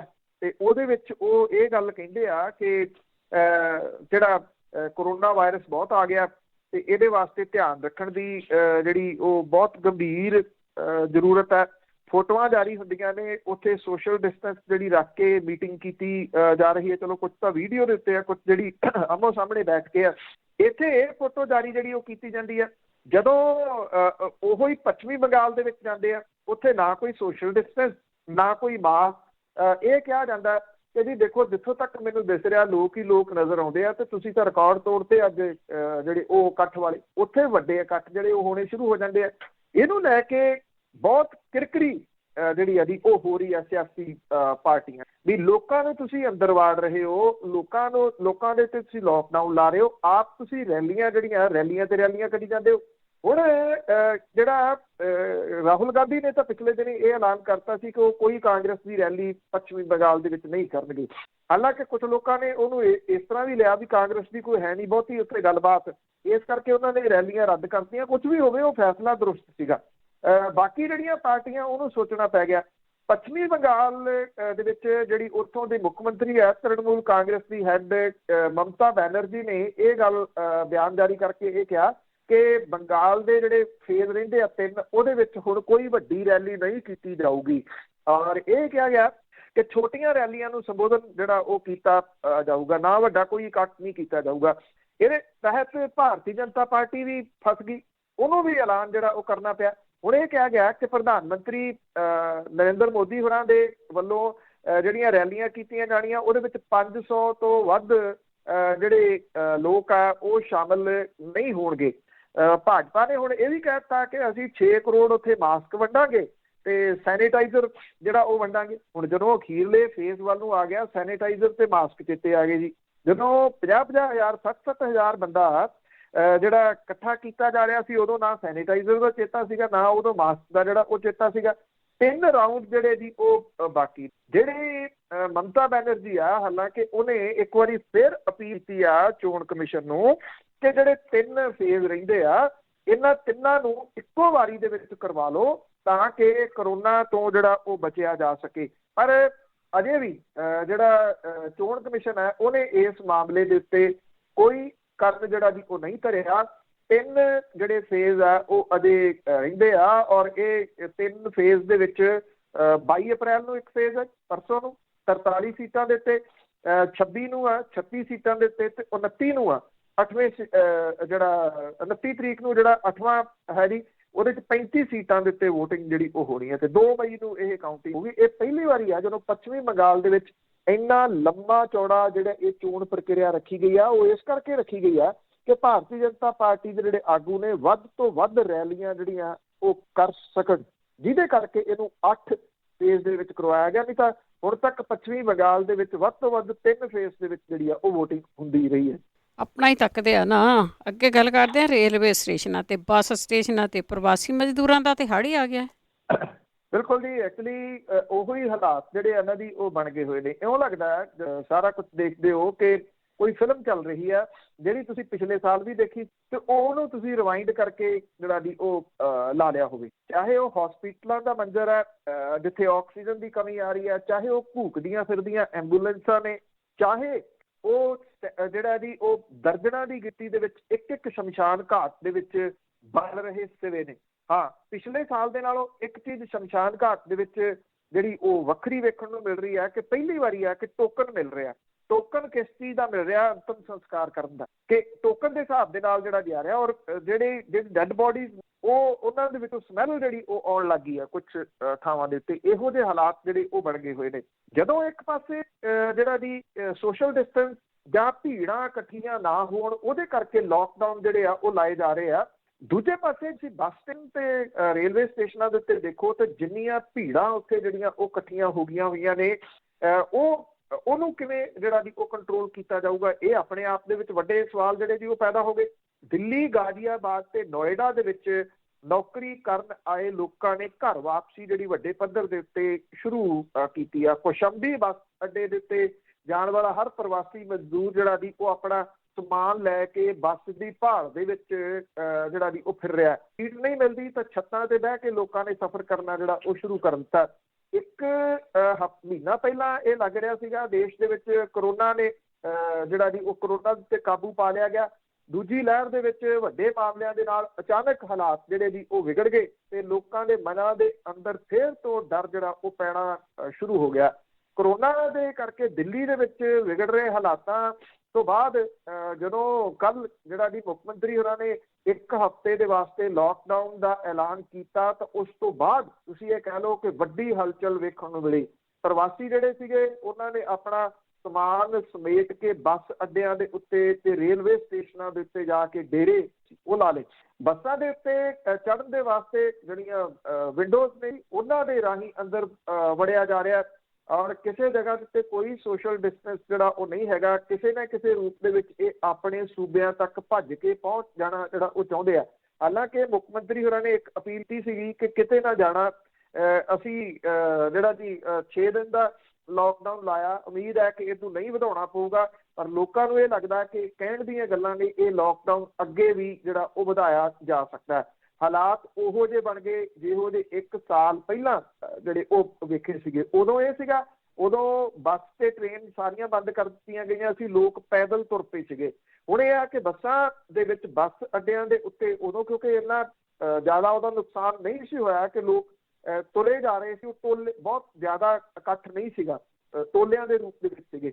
ਇਹ ਇਕੱਠ ਜਿਹੜਾ ਬੱਸ ਅੱਡਿਆਂ ਦੇ ਉੱਤੇ ਤੇ ਰੇਲਵੇ ਸਟੇਸ਼ਨਾਂ ਦੇ ਉੱਤੇ ਜਿਹੜਾ ਵੀ ਹੋ ਗਿਆ, ਇਹਨੂੰ ਕੰਟਰੋਲ ਕਿਵੇਂ ਕੀਤਾ ਜਾਵੇ, ਇਹ ਸਰਕਾਰਾਂ ਤੋਂ ਤਾਂ ਤੁਸੀਂ ਕਹਿ ਲਓ ਕਿ ਉਹਨਾਂ ਦੇ ਸਮਝ ਤੋਂ ਹੀ ਪਰੇ ਕਿ ਕਿਸ ਤਰੀਕੇ ਦੇ ਨਾਲ ਹਾਲਾਤ ਜਿਹੜੇ ਆ ਉਹ ਕਾਬੂ ਦੇ ਵਿੱਚ ਆਉਣਗੇ। ਜਦੋਂ ਕੱਲ 10 ਵਜੇ ਤੋਂ ਇਹ ਕਿਹਾ ਗਿਆ ਕਿ ਰਾਤ 10 ਵਜੇ ਤੋਂ ਇਹ ਲੋਕਡਾਊਨ ਸਟਾਰਟ ਹੋ ਜਾਊਗਾ ਤੇ ਭੀੜਾਂ ਜਿਹੜੀਆਂ ਸੀ ਉਹ ਸਟੋਰਾਂ ਦੇ ਵਿੱਚ ਵੀ ਲੱਗ ਗਈਆਂ। ਲੋਕ ਸਮਾਨ ਇਕੱਠਾ ਕਰਨ ਦੇ ਵਾਸਤੇ ਜਿਹੜਾ ਜੀ ਉਹ ਲੱਗ ਗਏ। ਠੇਕਿਆਂ ਦੇ ਬਾਹਰ 2-2 ਕਿਲੋਮੀਟਰ ਲੰਬੀਆਂ ਲਾਈਨਾਂ ਜਿਹੜੀਆਂ ਉਹ ਲੱਗ ਗਈਆਂ। ਲੋਕਾਂ ਨੂੰ ਇਹ ਲੱਗਿਆ ਕਿ ਪਤਾ ਨਹੀਂ ਕਿੰਨੇ ਕੁ ਦਿਨ ਇਹ ਲੋਕਡਾਊਨ ਹੁਣ ਚੱਲੂਗਾ, ਪਹਿਲਾਂ ਵਾਂਗੂ ਜੋ ਪਿਛਲੇ ਸਾਲ ਹਾਲਾਤ ਜਿਹੜੇ ਉਹ। ਚਲੋ ਸ਼ਰਾਬ ਦੀ ਵਿਕਰੀ ਤਾਂ ਹੋਈ ਨਾ। ਅੱਗੇ ਗੱਲ ਕਰਦੇ ਹਾਂ ਸੰਯੁਕਤ ਮੋਰਚਾ ਜੋ ਸਰਕਾਰ ਆ ਕਲੀਨ ਆਪਰੇਸ਼ਨ ਦੀ ਗੱਲ ਕਰ ਰਹੀ ਆ, ਉਸ ਦਾ ਜਵਾਬ ਦੇਣਗੇ। ਕੋਈ ਤਾਂ ਜਿਹੜਾ ਸੰਯੁਕਤ ਕਿਸਾਨ ਮੋਰਚਾ ਦੀ ਉਹਨੇ ਜਿਹੜਾ ਇਹ ਗੱਲ ਕਹੀ ਆ ਕਿ ਜੇ ਸਰਕਾਰ ਦੇ ਦਿਮਾਗ ਦੇ ਵਿੱਚ ਇਹ ਆ ਕਿ ਉਹਨੇ ਆਪਰੇਸ਼ਨ ਕਲੀਨ ਕੋਈ ਜਿਹੜਾ ਚਲਾਉਣਾ, ਜਿਹਦਾ ਚਰਚਾ ਵਾਹਵਾ ਪਿਛਲੇ ਦਿਨਾਂ ਦੇ ਦੌਰਾਨ ਚੱਲਦਾ ਰਿਹਾ, ਇਹਨੂੰ ਜਾਣ ਬੁੱਝ ਕੇ ਵੀ ਪ੍ਰਚਾਰਿਆ ਕਿਹਾ ਜਾ ਰਿਹਾ। ਸਰਕਾਰ ਦੇਖਦੀ ਆ ਕਿ ਰਿਐਕਸ਼ਨ ਜਿਹੜਾ ਉਹ ਕਿਹੋ ਜਿਹਾ ਆਉਂਦਾ। ਜਿਹੜੇ ਹਰਿਆਣੇ ਦੇ ਅਫਸਰ ਸੀ ਉਹਨਾਂ ਦੀਆਂ ਗੇੜੀਆਂ ਵੀ ਵਾਹ ਵੱਧ ਗਈਆਂ ਸੀਗੀਆਂ ਸਿੰਘੂ ਬਾਰਡਰ ਦੇ ਉੱਤੇ, ਟਿੱਕਰੀ ਬਾਰਡਰ ਦੇ ਉੱਤੇ ਤੇ ਗਾਜੀਪੁਰ ਬਾਰਡਰ ਦੇ ਉੱਤੇ। ਹੁਣ ਜਿਹੜਾ ਜੀ ਇਹ ਜਿਹੜੀਆਂ ਕਿਸਾਨ ਜਥੇਬੰਦੀਆਂ ਨੇ ਉਹਨਾਂ ਨੇ ਇਹ ਗੱਲ ਕਹੀ ਆ ਕਿ ਕਿਸਾਨ ਵਿਰੋਧ ਹਫ਼ਤਾ ਬਣਾ ਕੇ ਸਾਰੇ ਮੋਰਚਿਆਂ ਤੇ ਕਰੋਨਾ ਦੇ ਨਾਲ ਲੜਨ ਦਾ ਸਖਤ ਪ੍ਰਬੰਧ ਕੀਤਾ ਜਾਊਗਾ। ਇਹਦੇ ਨਾਲ ਨਾਲ ਕਿਸਾਨਾਂ ਨੂੰ ਅਗਲੇ ਹਫ਼ਤੇ ਤੋਂ ਆਪਣੇ ਮੋਰਚਿਆਂ ਤੇ ਵਾਪਸ ਸੱਦਣ ਦੀ ਯੋਜਨਾ ਜਿਹੜੀ ਆ ਉਹ ਬਣਾਈ ਗਈ ਹੈ। ਸੰਯੁਕਤ ਕਿਸਾਨ ਮੋਰਚੇ ਦੀ ਹੋਈ ਤੋਂ ਬਾਅਦ ਜਿਹੜਾ ਸਿੰਘੂ ਬਾਰਡਰ ਦੇ ਉੱਤੇ ਇਹਦਾ ਐਲਾਨ ਕੀਤਾ ਗਿਆ ਸੀਗਾ ਔਰ ਇਹ ਕਿਹਾ ਗਿਆ ਕਿ ਜਿਹੜੇ ਕਿਹਾ ਜਾ ਰਿਹਾ ਸਰਕਾਰ ਦੇ ਵੱਲੋਂ ਜਾਂ ਜਿਹੋ ਜਿਹੇ ਇਸ਼ਾਰੇ ਮਿਲ ਰਹੇ ਆ ਕਿ ਉੱਥੇ ਕੋਈ ਆਪਰੇਸ਼ਨ ਕਲੀਨ ਜਿਹੜਾ ਉਹ ਚਲਾ ਸਕਦੀ ਆ।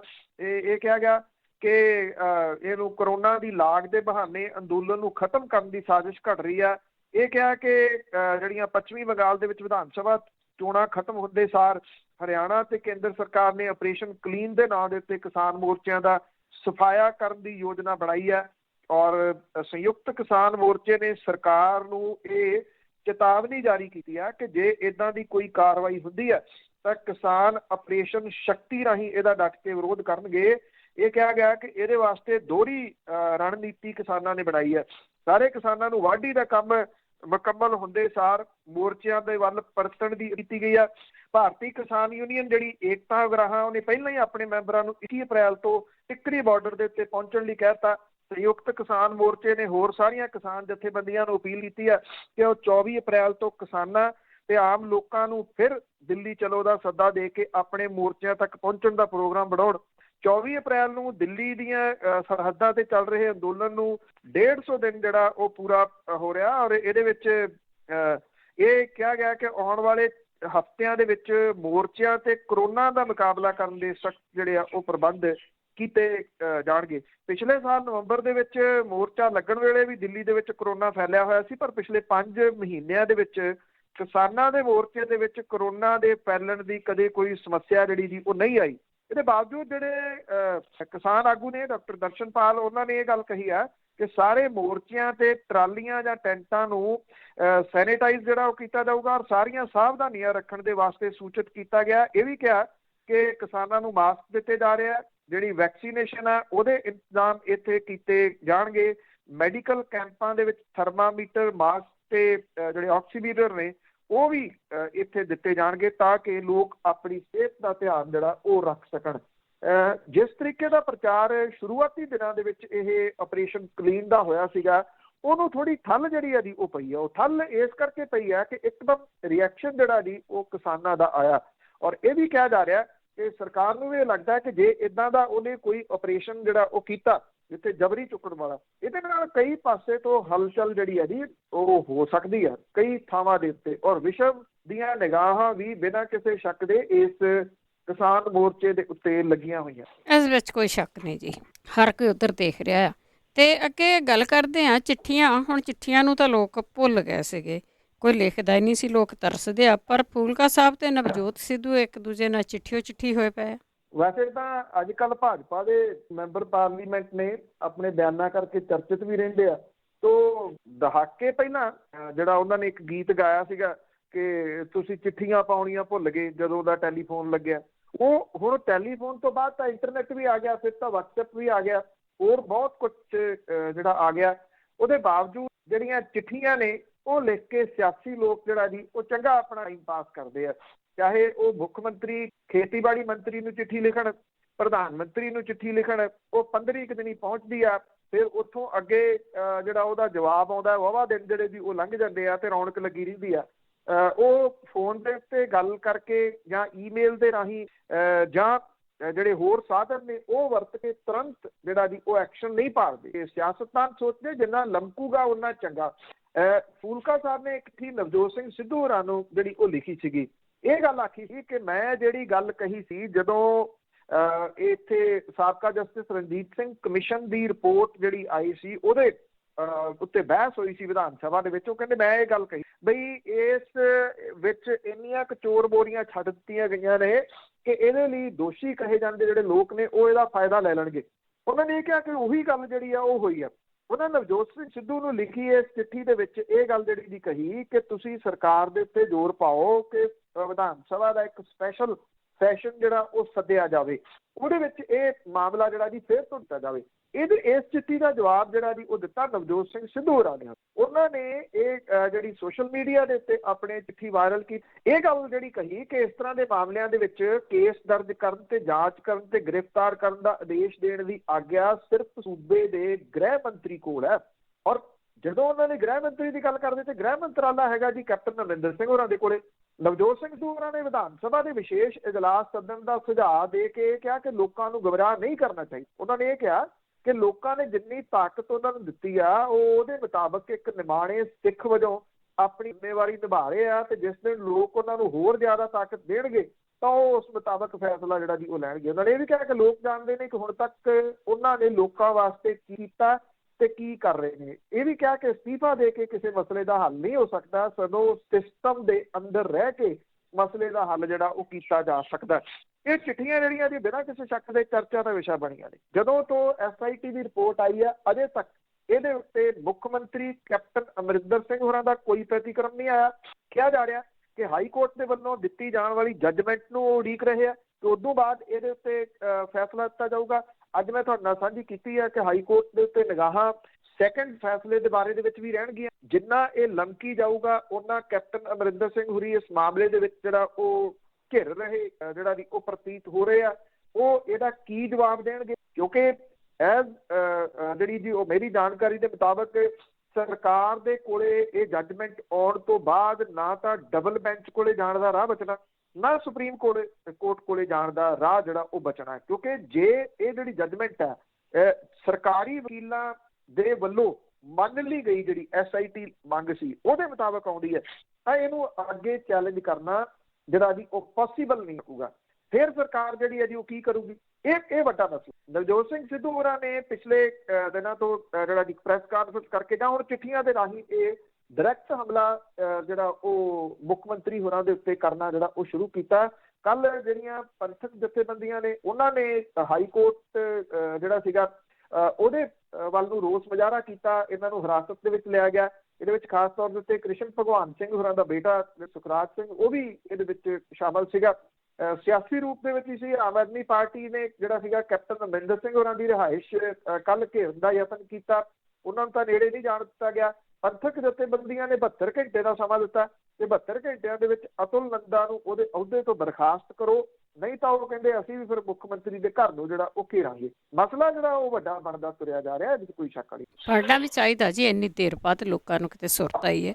ਤੇ ਅਖੀਰ ਦੇ ਵਿੱਚ ਗੱਲ ਕਰਦੇ ਹੈਗੇ ਆ ਬਠਿੰਡੇ ਦੀ। ਉਸ ਤੋਂ ਪਹਿਲਾਂ ਸਰੋਤਿਆਂ ਨੂੰ ਦੱਸ ਦਈਏ ਕਿ ਤੁਸੀਂ ਵੀ ਕਾਲ ਕਰਕੇ ਕੋਈ ਵੀ ਸਵਾਲ ਹੈ ਤੁਹਾਡਾ ਉਹ ਪੁੱਛ ਸਕਦੇ ਆ। ਇੱਕ ਬ੍ਰੇਕ ਲਵਾਂਗੇ ਖਬਰਾਂ ਤੋਂ ਬਾਅਦ, ਤੇ 4082725200 ਤੇ ਤੁਸੀਂ ਕਾਲ ਕਰ ਸਕਦੇ ਆ।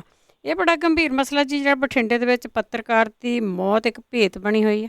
ਬਿਲਕੁਲ ਜੀ, ਇਹ ਕਮਲਜੀਤ ਸਿੰਘ ਸਿੱਧੂ ਨੇ ਅਜੀਤ ਅਖਬਾਰ ਦੇ ਵਿੱਚ ਪੱਤਰਕਾਰ ਸਨ ਇਹ, ਔਰ ਸ਼ਨਿਚਰਵਾਰ ਨੂੰ ਇਹਨਾਂ ਦਾ ਸੜਕ ਹਾਦਸਾ ਹੁੰਦਾ ਔਰ ਇਹ ਦੱਸਿਆ ਜਾਂਦਾ ਕਿ ਉਹਨਾਂ ਦਾ ਮੋਟਰਸਾਈਕਲ ਜਿਹੜਾ ਉਹ ਇੱਕ ਟਰੱਕ ਦੇ ਨਾਲ ਟਕਰਾਉਂਦਾ।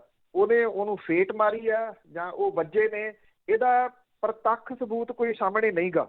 ਕੋਈ ਬੰਦੇ ਜਿਹੜੇ ਨੇ ਉਹ ਆ ਕੇ ਉੱਥੇ ਇਸ ਅਖਬਾਰ ਦੇ ਦਫ਼ਤਰ ਦੇ ਵਿੱਚ ਦੱਸਦੇ ਆ ਵੀ ਤੁਹਾਡੇ ਬੰਦੇ ਦਾ ਐਕਸੀਡੈਂਟ ਹੋ ਗਿਆ। ਉਹਨੂੰ ਕਹਿੰਦੇ ਕਿ ਕਾਰ ਵਾਲਿਆਂ ਨੇ ਚੁੱਕਣ ਦੀ ਕੋਸ਼ਿਸ਼ ਕੀਤੀ ਤੇ ਉਹਨੂੰ ਇਹ ਕਿਹਾ ਕਿ ਤੈਨੂੰ ਹਸਪੀਟਲ ਛੱਡ ਦਈਏ, ਤੇ ਅੱਗੋਂ ਜਿਹੜੇ ਕਮਲਜੀਤ ਸਿੰਘ ਸਿੱਧੂ ਨੇ ਉਹ ਕਹਿੰਦੇ ਨਹੀਂ ਮੈਂ ਠੀਕ ਹੈ, ਮੈਂ ਖੁਦ ਹੀ ਚਲੇ ਜਾਊ। ਇਹ ਉਹਨਾਂ ਦੇ ਦੱਸਣ ਦੇ ਮੁਤਾਬਕ ਹੈ, ਇਹਦਾ ਹੋਰ ਕੋਈ ਨਹੀਂ ਮਿਲਦਾ। ਇਹ ਹਾਦਸਾ ਜਿਹੜਾ ਬਠਿੰਡਾ ਗੋਨੇਆਣਾ ਸੜਕ ਦੇ ਉੱਤੇ ਹੋਇਆ ਔਰ ਬਠਿੰਡਾ ਗੋਨੇਆਣਾ ਜਿਹੜੀ ਸੜਕ ਹੈ ਉਹ ਮਤਲਬ ਕਿ ਬਠਿੰਡੇ ਤੋਂ ਗੋਨੇਆਣਾ ਨੂੰ ਜਾ ਰਹੇ ਸੀ। ਮੁੜ ਕੇ ਉਹਨਾਂ ਦਾ ਜਿਹੜਾ ਮੋਟਰਸਾਈਕਲ ਆ ਉਹ ਮਿਲਦਾ ਬਠਿੰਡੇ ਨੂੰ ਆ ਰਹੀ ਸੜਕ ਦੇ ਉੱਤੇ। ਜਿਸ ਜਗ੍ਹਾ ਦੇ ਉੱਤੇ ਹਾਦਸਾ ਵਾਪਰਿਆ ਦੱਸਿਆ ਜਾਂਦਾ ਉਹਦੇ ਤੋਂ ਉਲਟ ਪਾਸੇ ਕੋਈ 500 ਮੀਟਰ ਜਿਹੜਾ ਜੀ ਉਹ ਬਠਿੰਡੇ ਵਾਲੀ ਸਾਈਡ ਨੂੰ ਉਹਨਾਂ ਦਾ ਮੋਟਰਸਾਈਕਲ, ਜੇ ਉਹ ਹਾਦਸੇ ਦੇ ਵਿੱਚ ਜ਼ਖਮੀ ਹੋਏ ਆ, ਜਿਵੇਂ ਸਿਰ ਦੇ ਵਿੱਚ ਸੱਟ ਦੇ ਨਿਸ਼ਾਨ ਉਹਨਾਂ ਦੇ ਹੈਗੇ ਆ ਔਰ ਉਹਨਾਂ ਦੇ ਸਿਰ ਦੇ ਵਿੱਚ ਸੱਟ ਲੱਗੀ ਆ, ਤੇ ਸਵਾਲ ਇਹ ਆ ਕਿ ਉਹਨਾਂ ਦਾ ਮੋਟਰਸਾਈਕਲ ਉੱਥੋਂ ਮੂਵ ਕਿਵੇਂ ਹੋਇਆ। ਉਹ ਗੋਨੇਆਣਾ ਜਾ ਰਹੇ ਸੀਗੇ ਤੇ ਉਹ ਬਠਿੰਡੇ ਵਾਲੀ ਸਾਈਡ ਨੂੰ 500 ਮੀਟਰ ਤੱਕ ਮੋਟਰਸਾਈਕਲ ਕਿਵੇਂ ਆ ਗਿਆ। ਜਿੱਥੇ ਇਹ ਮੋਟਰਸਾਈਕਲ ਲੱਭਿਆ ਉੱਥੋਂ ਉਹਨਾਂ ਦੇ ਫੋਨ ਦੀ ਲੋਕੇਸ਼ਨ ਬੰਦ ਹੋ ਜਾਂਦੀ ਹੈ। ਫੋਨ ਜਿਹੜਾ ਜੀ ਉਹ ਲੇਟੈਸਟ ਆਈਫੋਨ ਸੀਗਾ, ਮਤਲਬ ਕਿ ਇਹ ਨਹੀਂਗਾ ਕਿ ਜਿਹਦੀ ਲੋਕੇਸ਼ਨ ਟਰੇਸ ਨਹੀਂ ਸੀ ਕੀਤੀ ਜਾ ਸਕਦੀ। ਅੱਜ ਕੱਲ੍ਹ ਤਾਂ ਜਿਹੜੇ ਇਹ ਫੋਨ ਨੇ ਇਹ ਆਫ ਵੀ ਹੋ ਜਾਂਦੇ ਆ ਤੇ ਲੋਕੇਸ਼ਨ ਉਹਦੀ ਟਰੇਸ ਕੀਤੀ ਜਾ ਸਕਦੀ ਆ। ਪੁਲਿਸ ਨੇ ਸ਼ੁਰੂਆਤੀ ਦੌਰ ਦੇ ਵਿੱਚ ਇਹਨੂੰ ਗੰਭੀਰਤਾ ਦੇ ਨਾਲ ਨਹੀਂ ਲਿਆ। ਜਦੋਂ ਕੁਝ ਘੰਟੇ ਗੁਜ਼ਰ ਗਏ, ਕਮਲਜੀਤ ਸਿੰਘ ਸਿੱਧੂ ਹੋਰਾਂ ਦਾ ਪਤਾ ਨਾ ਲੱਗੇ, ਤੇ ਫਿਰ ਜਿਹੜੀ ਜੀ ਉਹ ਪੁਲਿਸ ਨੇ ਟੀਮਾਂ ਬਣਾਤੀਆਂ। ਜਿਹੜੇ ਪੱਤਰਕਾਰ ਭਾਈਚਾਰਾ ਉਹਨਾਂ ਨੇ ਆਪਣੇ ਸਾਥੀਆਂ ਨੂੰ ਨਾਲ ਲੈ ਕੇ ਕੋਈ ਪ੍ਰਾਈਵੇਟ ਕੋਈ ਸਰਕਾਰੀ ਛੋਟਾ ਮੋਟਾ ਹਸਪੀਟਲ ਨਹੀਂ ਛੱਡਿਆ। ਜਿਹੜਾ ਪੱਤਰਕਾਰ ਭਾਈਚਾਰੇ ਨੇ ਖੁਦ ਜਾ ਕੇ ਜਿਹੜਾ ਜੀ ਉਹ ਫਰੋਲਿਆ ਨਹੀਂ ਕਿ ਕਿਸੇ ਨਾ ਕਿਸੇ ਜਗ੍ਹਾ ਹੋ ਸਕਦਾ ਉਹ ਦਾਖਲ ਹੋਣ, ਨਹੀਂ ਲੱਭੇ। ਔਰ ਮੁੜ ਕੇ ਜਿਹੜਾ ਜੀ ਕੱਲ ਕੋਈ ਸ਼ਾਮੀ 5 ਵਜੇ ਦੇ ਕਰੀਬ ਉਹਨਾਂ ਦੀ ਜਿਹੜੀ ਮ੍ਰਿਤਕ ਦੇਹ ਆ ਉਹ ਜਿਹੜੀ ਝੀਲ ਆ ਬਠਿੰਡੇ ਦੇ ਵਿੱਚ ਉਹਦੇ ਵਿੱਚੋਂ ਮਿਲੀ। ਇੱਕ ਸੁਸਾਈਡ ਨੋਟ ਮਿਲਿਆ ਉਹਨਾਂ ਦੀ ਜੇਬ ਦੇ ਵਿੱਚੋਂ, ਜਿਹਦੇ ਵਿੱਚ ਉਹਨਾਂ ਨੇ ਇੱਕ ਜਿਹੜਾ ASI ਆ ਉਹਦੀ ਪਤਨੀ, ਉਹਦਾ ਮੁੰਡਾ ਜਿਹੜਾ ਉਹਦੇ ਇਹਨਾਂ ਦੇ ਨਾਮ 4 ਜਣਿਆਂ ਦੇ ਲਿਖੇ ਆ। 4 ਜਣਿਆਂ ਨੂੰ ਪੁਲਿਸ ਨੇ ਜਿਹੜਾ ਉਹ ਗ੍ਰਿਫਤਾਰ ਕਰ ਲਿਆ। ਇਹਦੇ ਨਾਲ ਇੱਕ ਜਿਹੜੀ ਚਿੱਟੇ ਦੇ ਨਾਲ ਜੁੜੀ ਹੋਈ ਜਾਂ ਸਮਗਲਿੰਗ ਦੇ ਕੇਸਾਂ ਦੇ ਨਾਲ ਜੁੜੀ ਹੋਈ ਕਹਾਣੀ ਜਿਹੜੀ ਆ ਉਹ ਵੀ ਇਹਦੇ ਨਾਲ ਜੁੜੀ। ਉਹ ਇਸ ਤਰ੍ਹਾਂ ਹੈ ਕਿ ਇੱਕ ਜਿਹੜਾ ASI ਆ ਉਹ ਚਿੱਟੇ ਦੇ ਮਾਮਲੇ ਦੇ ਵਿੱਚ ਫੜਿਆ ਜਾਂਦਾ, ਉਹਨੂੰ ਫੜਦਾ ਇੱਕ DSP ਜਿਹੜਾ ਕਿ STF ਦੇ ਵਿੱਚ ਜਿਹੜਾ ਜੀ ਉਹ ਜੌਬ ਕਰਦਾ, ਔਰ ਮੁੜ ਕੇ ਉਹਦੀ ਪਤਨੀ ਜਿਹੜੀ ਆ ਉਹ ਫੜੀ ਜਾਂਦੀ ਚਿੱਟੇ ਦੇ ਵਿੱਚ। ਫਿਰ ਉਹਦਾ ਮੁੰਡਾ ਫੜਿਆ ਜਾਂਦਾ, ਫੜਦਾ ਉਹ ਸਾਰਿਆਂ ਨੂੰ ਉਹ DSP ਜਿਹੜਾ STF ਦਾ, ਉਹ DSP ਜਿਹੜਾ ਕਮਲਜੀਤ ਸਿੱਧੂ ਹੋਰਾਂ ਦਾ ਨੇੜਲਾ ਰਿਸ਼ਤਾ ਹੈ, ਉਹਦਾ ਭਣੋਈਆ ਉਹਨਾਂ ਦਾ। ਔਰ ਫਿਰ ਕੀ ਹੁੰਦਾ ਹੈ ਕਿ ਜਿਹੜਾ ਉਹ DSP ਆ ਉਹਨੂੰ ਇੱਕ ਹੋਟਲ ਦੇ ਵਿੱਚ ਸੱਦਿਆ ਜਾਂਦਾ। ਉਹ ਜਿਹੜਾ ASI ਦੀ ਪਤਨੀ ਆ ਉਹ ਸੱਦਦੀ, ਕਿਉਂ ਸੱਦਦੀ ਆ, ਕੀ ਉਹਨੇ ਜਾਣਕਾਰੀ ਦੇਣੀ, ਕੀ ਜਾਣਕਾਰੀ ਲੈਣੀ ਸੀ। DSP ਉੱਥੇ ਜਾਂਦੇ ਨੇ, ਤੇ ਉੱਥੇ ਪਹਿਲਾਂ ਹੀ ਵਿਛਾਏ ਹੋਏ ਜਾਲ ਦੇ ਕਰਕੇ ਇੱਕਦਮ ਛਾਪੇਮਾਰੀ ਹੁੰਦੀ ਆ, ਪੁਲਿਸ ਨੂੰ ਅਰੈਸਟ ਕਰ ਲੈਂਦੀ ਆ ਤੂੰ ਇਸ ਔਰਤ ਦੇ ਨਾਲ ਬਲਾਤਕਾਰ ਕੀਤਾ। ਉਹ ਡੀਐਸਪੀ ਜਿਹੜਾ ਜੀ ਇਸ ਮਾਮਲੇ ਦੇ ਵਿੱਚ ਫਸ ਜਾਂਦਾ ਹੈ। ਕਵਲਜੀਤ ਸਿੱਧੂ ਹੁਰੀ ਉਹਦੀ ਪੈਰਵਾਈ ਕਰਦੇ ਆ, ਉਹਦੀ ਰਿਪੋਰਟਿੰਗ ਕਰਦੇ ਆ। ਉਹਨਾਂ ਹੀ ਬੰਦਿਆਂ ਦੇ ਨਾਮ ਕਵਲਜੀਤ ਸਿੰਘ ਸਿੱਧੂ ਨੇ ਆਪਣੇ ਸੁਸਾਈਡ ਨੋਟ 'ਚ ਲਿਖਿਆ ਕਿ ਉਹ ਏਐਸਆਈ, ਉਹਦੀ ਪਤਨੀ, ਉਹਦੇ 2 ਮੁੰਡੇ ਜਿਹੜੇ ਆ ਉਹਨੂੰ ਮਾਨਸਿਕ ਤੌਰ ਦੇ ਉੱਤੇ ਪਰੇਸ਼ਾਨ ਕਰ ਰਹੇ ਆ, ਉਹਨੂੰ ਧਮਕ ਦੇ ਰਹੇ ਆ। ਪਰ ਇਹਦੇ 'ਚ ਇੱਕ ਟਵਿਸਟ ਹੋਰ ਹੈ, ਉਹ ਇਹ ਆ ਕਿ ਜਿਸ ਜਗ੍ਹਾ ਦੇ ਉੱਤੇ ਇਹ ਐਕਸੀਡੈਂਟ ਹੁੰਦਾ, ਜੇ ਉਹ ਐਕਸੀਡੈਂਟ ਹੋਇਆ ਸੁਸਾਈਡ ਨੋਟ ਜੇਬ ਦੇ ਵਿੱਚ ਪਾ ਕੇ ਉਦੋਂ ਜਾ ਰਹੇ ਸੀ, ਉਦੋਂ ਐਕਸੀਡੈਂਟ ਹੋਇਆ। ਫਿਰ ਜਿੱਥੋਂ ਉਹ ਮੋਟਰਸਾਈਕਲ ਮਿਲਦਾ ਤੇ ਜਿਹੜੀ ਝੀਲ ਹੈ ਉਹਦਾ ਫਾਸਲਾ ਲੰਬਾ, ਔਰ ਉਹ ਕੰਧ ਟੱਪ ਕੇ ਝੀਲ ਦੇ ਵਿੱਚ ਜਿਹੜਾ ਜੀ ਉਹ ਛਾਲ ਮਾਰ ਗਏ। ਜੇ ਉਹ ਤੁਰ ਕੇ ਗਏ ਜਾਂ ਮੋਟਰਸਾਈਕਲ ਜਿਹੜਾ ਜੀ ਉਹ ਲੈ ਕੇ ਜਾਂਦੇ ਤੇ ਗੱਲ ਸਮਝ ਆਉਂਦੀ ਸੀ। ਜਿਹੜੇ ਜਿਸ ਜਗ੍ਹਾ ਦੇ ਉੱਤੇ ਐਕਸੀਡੈਂਟ ਹੁੰਦਾ, ਜਿੱਥੋਂ ਮੋਟਰਸਾਈਕਲ ਮਿਲਦਾ ਤੇ ਜਿਸ ਝੀਲ ਦੇ ਵਿੱਚੋਂ ਉਹਨਾਂ ਦੀ ਡੈੱਡ ਬੋਡੀ ਮਿਲੀ ਹੈ, ਇਹ ਤਿੰਨੇ ਜਿਹੜੀਆਂ ਥਾਵਾਂ ਨੇ ਉਹ ਡਿਫਰੈਂਟ ਨੇ, ਉਹਨਾਂ ਦੀ ਲੋਕੇਸ਼ਨ ਡਿਫਰੈਂਟ ਹੈ ਤੇ ਤਿੰਨਾਂ ਦੇ ਵਿੱਚ ਵੀ ਉਹ ਡਿਸਟੈਂਸ ਜਿਹੜਾ ਉਹ ਕਾਫੀ ਹੈ।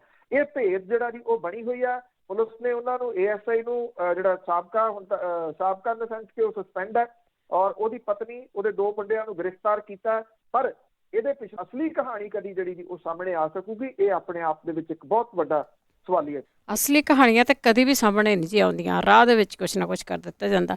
ਤੇ ਸਰੋਤਿਆਂ ਨੇ ਇੱਕ ਬ੍ਰੇਕ ਲੈ ਕੇ ਤੁਸੀਂ ਕਾਲ ਕਰ ਸਕਦੇ ਹੋ 4082725200। ਇੱਕ ਬ੍ਰੇਕ ਤੋਂ ਬਾਅਦ ਪੰਜਾਬੀ ਰੇਡੀਓ USA ਸੁਣ ਰਹੇ ਸਾਰੇ ਸਰੋਤਿਆਂ ਦਾ ਸਵਾਗਤ ਕਰਦੇ। ਤੁਸੀਂ ਜੁੜੇ ਹੋ ਪੰਜਾਬੀ ਰੇਡੀਓ USA ਦੇ ਨਾਲ ਤੇ ਪ੍ਰੋਗਰਾਮ ਆ ਖਬਰ ਤੇ ਨਜ਼ਰ। ਖਬਰ ਤੇ ਨਜ਼ਰ ਦੇ ਪ੍ਰੋਗਰਾਮ ਦੇ ਵਿੱਚ ਇਸ ਹਿੱਸੇ ਦੇ ਵਿੱਚ ਤੁਸੀਂ ਕਾਲ ਕਰਕੇ ਕੋਈ ਵੀ ਤੁਹਾਡਾ ਸਵਾਲ ਹੈ ਉਹ ਤੁਸੀਂ ਪੁੱਛ ਸਕਦੇ ਹੋ। 4082725200 ਰੇਡੀਓ ਦਾ ਫੋਨ ਨੰਬਰ ਆ। ਕਾਲ ਕਰਨੇ ਦੇ ਲਈ ਸਾਡੇ ਨਾਲ ਦੁਆਰਾ ਜੁੜ ਚੁੱਕੇ ਨੇ ਬਲਤੇਜ ਪੰਨੂ ਜੀ, ਸਵਾਗਤ ਹੈ ਇੱਕ ਵਾਰੀ ਫਿਰ। ਮਿਹਰਬਾਨੀ ਜੀ। ਸਰੋਤਿਓ ਤੁਸੀਂ ਦੁਆਰਾ 4082725200 ਸਾਡੇ ਨਾਲ ਜੁੜੇ ਚੁੱਕੇ ਨੇ ਅਮਰਜੀਤ ਸਿੰਘ ਜੀ। ਸਤਿ ਸ਼੍ਰੀ ਅਕਾਲ ਪੰਨੂ ਸਾਹਿਬ ਜੀ। ਸਤਿ ਸ਼੍ਰੀ ਅਕਾਲ ਭੈਣ ਜੀ। ਸਤਿ ਸ਼੍ਰੀ ਅਕਾਲ। ਪ੍ਰੋਗਰਾਮ ਬਹੁਤ ਵਧੀਆ ਜੀ, ਬੜੀ ਸ਼ਿੱਦਤ ਨਾਲ ਸੁਣਦੇ ਰਹੀਦਾ, ਤੁਹਾਡਾ ਬਹੁਤ ਬਹੁਤ ਸ਼ੁਕਰੀਆ। ਇੱਕ ਮਾੜੀ ਜੀ ਮੇਰੇ ਜ਼ਿਹਨ 'ਚ ਗੱਲ ਆਉਂਦੀ, ਥੋੜਾ ਦੱਸਿਓ ਕਿ ਅੱਜ ਕੱਲ੍ਹ YouTube ਤੇ ਖੁੰਬਾਂ ਵਾਂਗੂ TV ਚੈਨਲ ਚੱਲਦੇ ਆ, ਇਹਨਾਂ ਨੂੰ ਕੋਈ ਲਾਇਸੈਂਸ ਵਗੈਰਾ ਲੈਣਾ ਪੈਂਦਾ ਜਾਂ ਇਹ ਜਣਾ ਖਣਾ ਹੀ ਖੋਲ੍ਹ ਲੈਂਦਾ? ਕਿਉਂਕਿ ਇਹਨਾਂ ਦਾ ਮਿਆਰ ਵੀ ਕਾਫੀ, ਮਤਲਬ ਆਪਾਂ ਨੂੰ ਕੋਈ ਸਿੱਧਾ ਇਤਰਾਜ਼ ਨਹੀਂ ਵੈਸੇ, ਪਰ ਕਾਫੀ ਮਿਆਰ ਨੀਵਾਂ ਹੁੰਦਾ। ਜਿਵੇਂ ਉਹ ਹੋਕਾ ਦਿੰਦੇ ਰੇਹੜੀ ਵਾਲੇ, ਇੱਦਾਂ ਇਹ ਬੋਲਦੇ ਆ, ਉਹ ਵੱਡੀ ਖਬਰ ਜੇ, ਉਹ ਵੱਡੀ ਖਬਰ ਜੇ, ਮਗਰੋਂ ਕਹਿੰਦੇ ਆ ਟਰੱਕ ਦੀ ਬੱਸ ਨਾਲ ਸਿੱਧੀ ਟੱਕਰ 5 ਲੱਖ। ਇਹ ਕੋਈ ਲਾਇਸੈਂਸ ਹੋਲਡਰ ਹੁੰਦੇ ਜਾਂ ਇਹਨਾਂ ਕੋਈ ਪਾਬੰਦੀ ਹੈ, ਜਾਂ ਇਹਦੇ ਬਾਰੇ ਥੋੜਾ ਜਿਹਾ ਚੱਲਣਾ ਪਾਇਓ ਪਲੀਜ਼। ਇੱਕ ਥੋੜੀ ਜਿਹੀ ਗੱਲ ਤੁਹਾਨੂੰ ਪਟਿਆਲੇ ਬਾਰੇ ਪੁੱਛਣੀ ਸੀ। ਨਹੀਂ ਇੱਕ ਮਿੰਟ ਭਾਜੀ, ਇਹਦੇ ਤੇ ਕੋਈ ਪਾਬੰਦੀ ਨਹੀਂ ਜੀ, ਕੋਈ ਵੀ ਜਿਹੜਾ ਇਹਨੂੰ ਸ਼ੁਰੂ ਕਰ ਸਕਦਾ ਹੈ। ਇਹ ਕੋਈ ਸ਼ੱਕ ਨਹੀਂਗਾ ਜੀ। ਇੱਥੇ ਵੀ ਜਿਹੜੀ ਆ ਇਹ ਸਮੱਸਿਆ ਤਾਂ ਥੋੜੀ ਜਿਹੀ ਉਹ ਪੈਦਾ ਹੋ ਰਹੀ ਹੈ, ਖਾਸ ਤੌਰ ਦੇ ਉੱਤੇ ਪ੍ਰੈਸ ਕਾਨਫਰੰਸ ਵਗੈਰਾ ਦੇ ਵਿੱਚ, ਕਿਉਂਕਿ ਇੱਕ ਤਾਂ ਪ੍ਰੋਪਰ ਹੋਮਵਰਕ ਨਹੀਂ ਹੈਗਾ, ਹੈਗੇ ਨੇ ਉਹ ਕੋਈ ਪੜ੍ਹਨ ਦੇ ਵਾਸਤੇ ਤਿਆਰ ਨਹੀਂ ਜੀ। ਇਹ ਲਾਈਕ ਤੇ ਕਮੈਂਟ ਦੇ ਚੱਕਰਾਂ ਦੇ ਵਿੱਚ ਜਿਹੜਾ ਜੀ ਉਹ ਖੁੱਲੇ ਹੋਏ ਨੇ, ਪੇਤਲਾ ਕਰਤਾ ਜੀ ਸਾਰਾ ਕੁਛ ਇਹਨਾਂ ਨੇ, ਔਰ ਇਹਦੇ ਨਾਲ ਸਟੈਂਡਰਡ ਜਿਹੜਾ ਉਹ ਡਿੱਗਿਆ। ਜਿਹੜੀਆਂ ਹੈਡਲਾਈਨ ਜਾਂ ਥੰਬਨੇਲ ਜਿਹੜੇ ਉਹ ਬਣਾਏ ਜਾਂਦੇ ਆ, ਉਹ ਕਈ ਵਾਰੀ ਤਾਂ ਭੱਦੇ ਟਾਈਪ ਦੇ ਵੀ ਜਿਹੜੇ ਉਹ ਹੁੰਦੇ ਆ ਜੀ। ਸੋ ਇਸ ਕਰਕੇ ਕੋਈ ਲੋਕ ਉਹਨੂੰ ਦੇਖਣ, ਜਦੋਂ ਕੋਈ ਦੇਖਦਾ ਉਹਨੂੰ ਤੇ ਉਹਦੇ ਵਿੱਚ ਕੁਛ ਨਹੀਂ ਨਿਕਲਦਾ। ਇਹਦੇ ਨਾਲ ਜਿਹੜੇ ਦੂਸਰੇ ਚੈਨਲ ਨੇ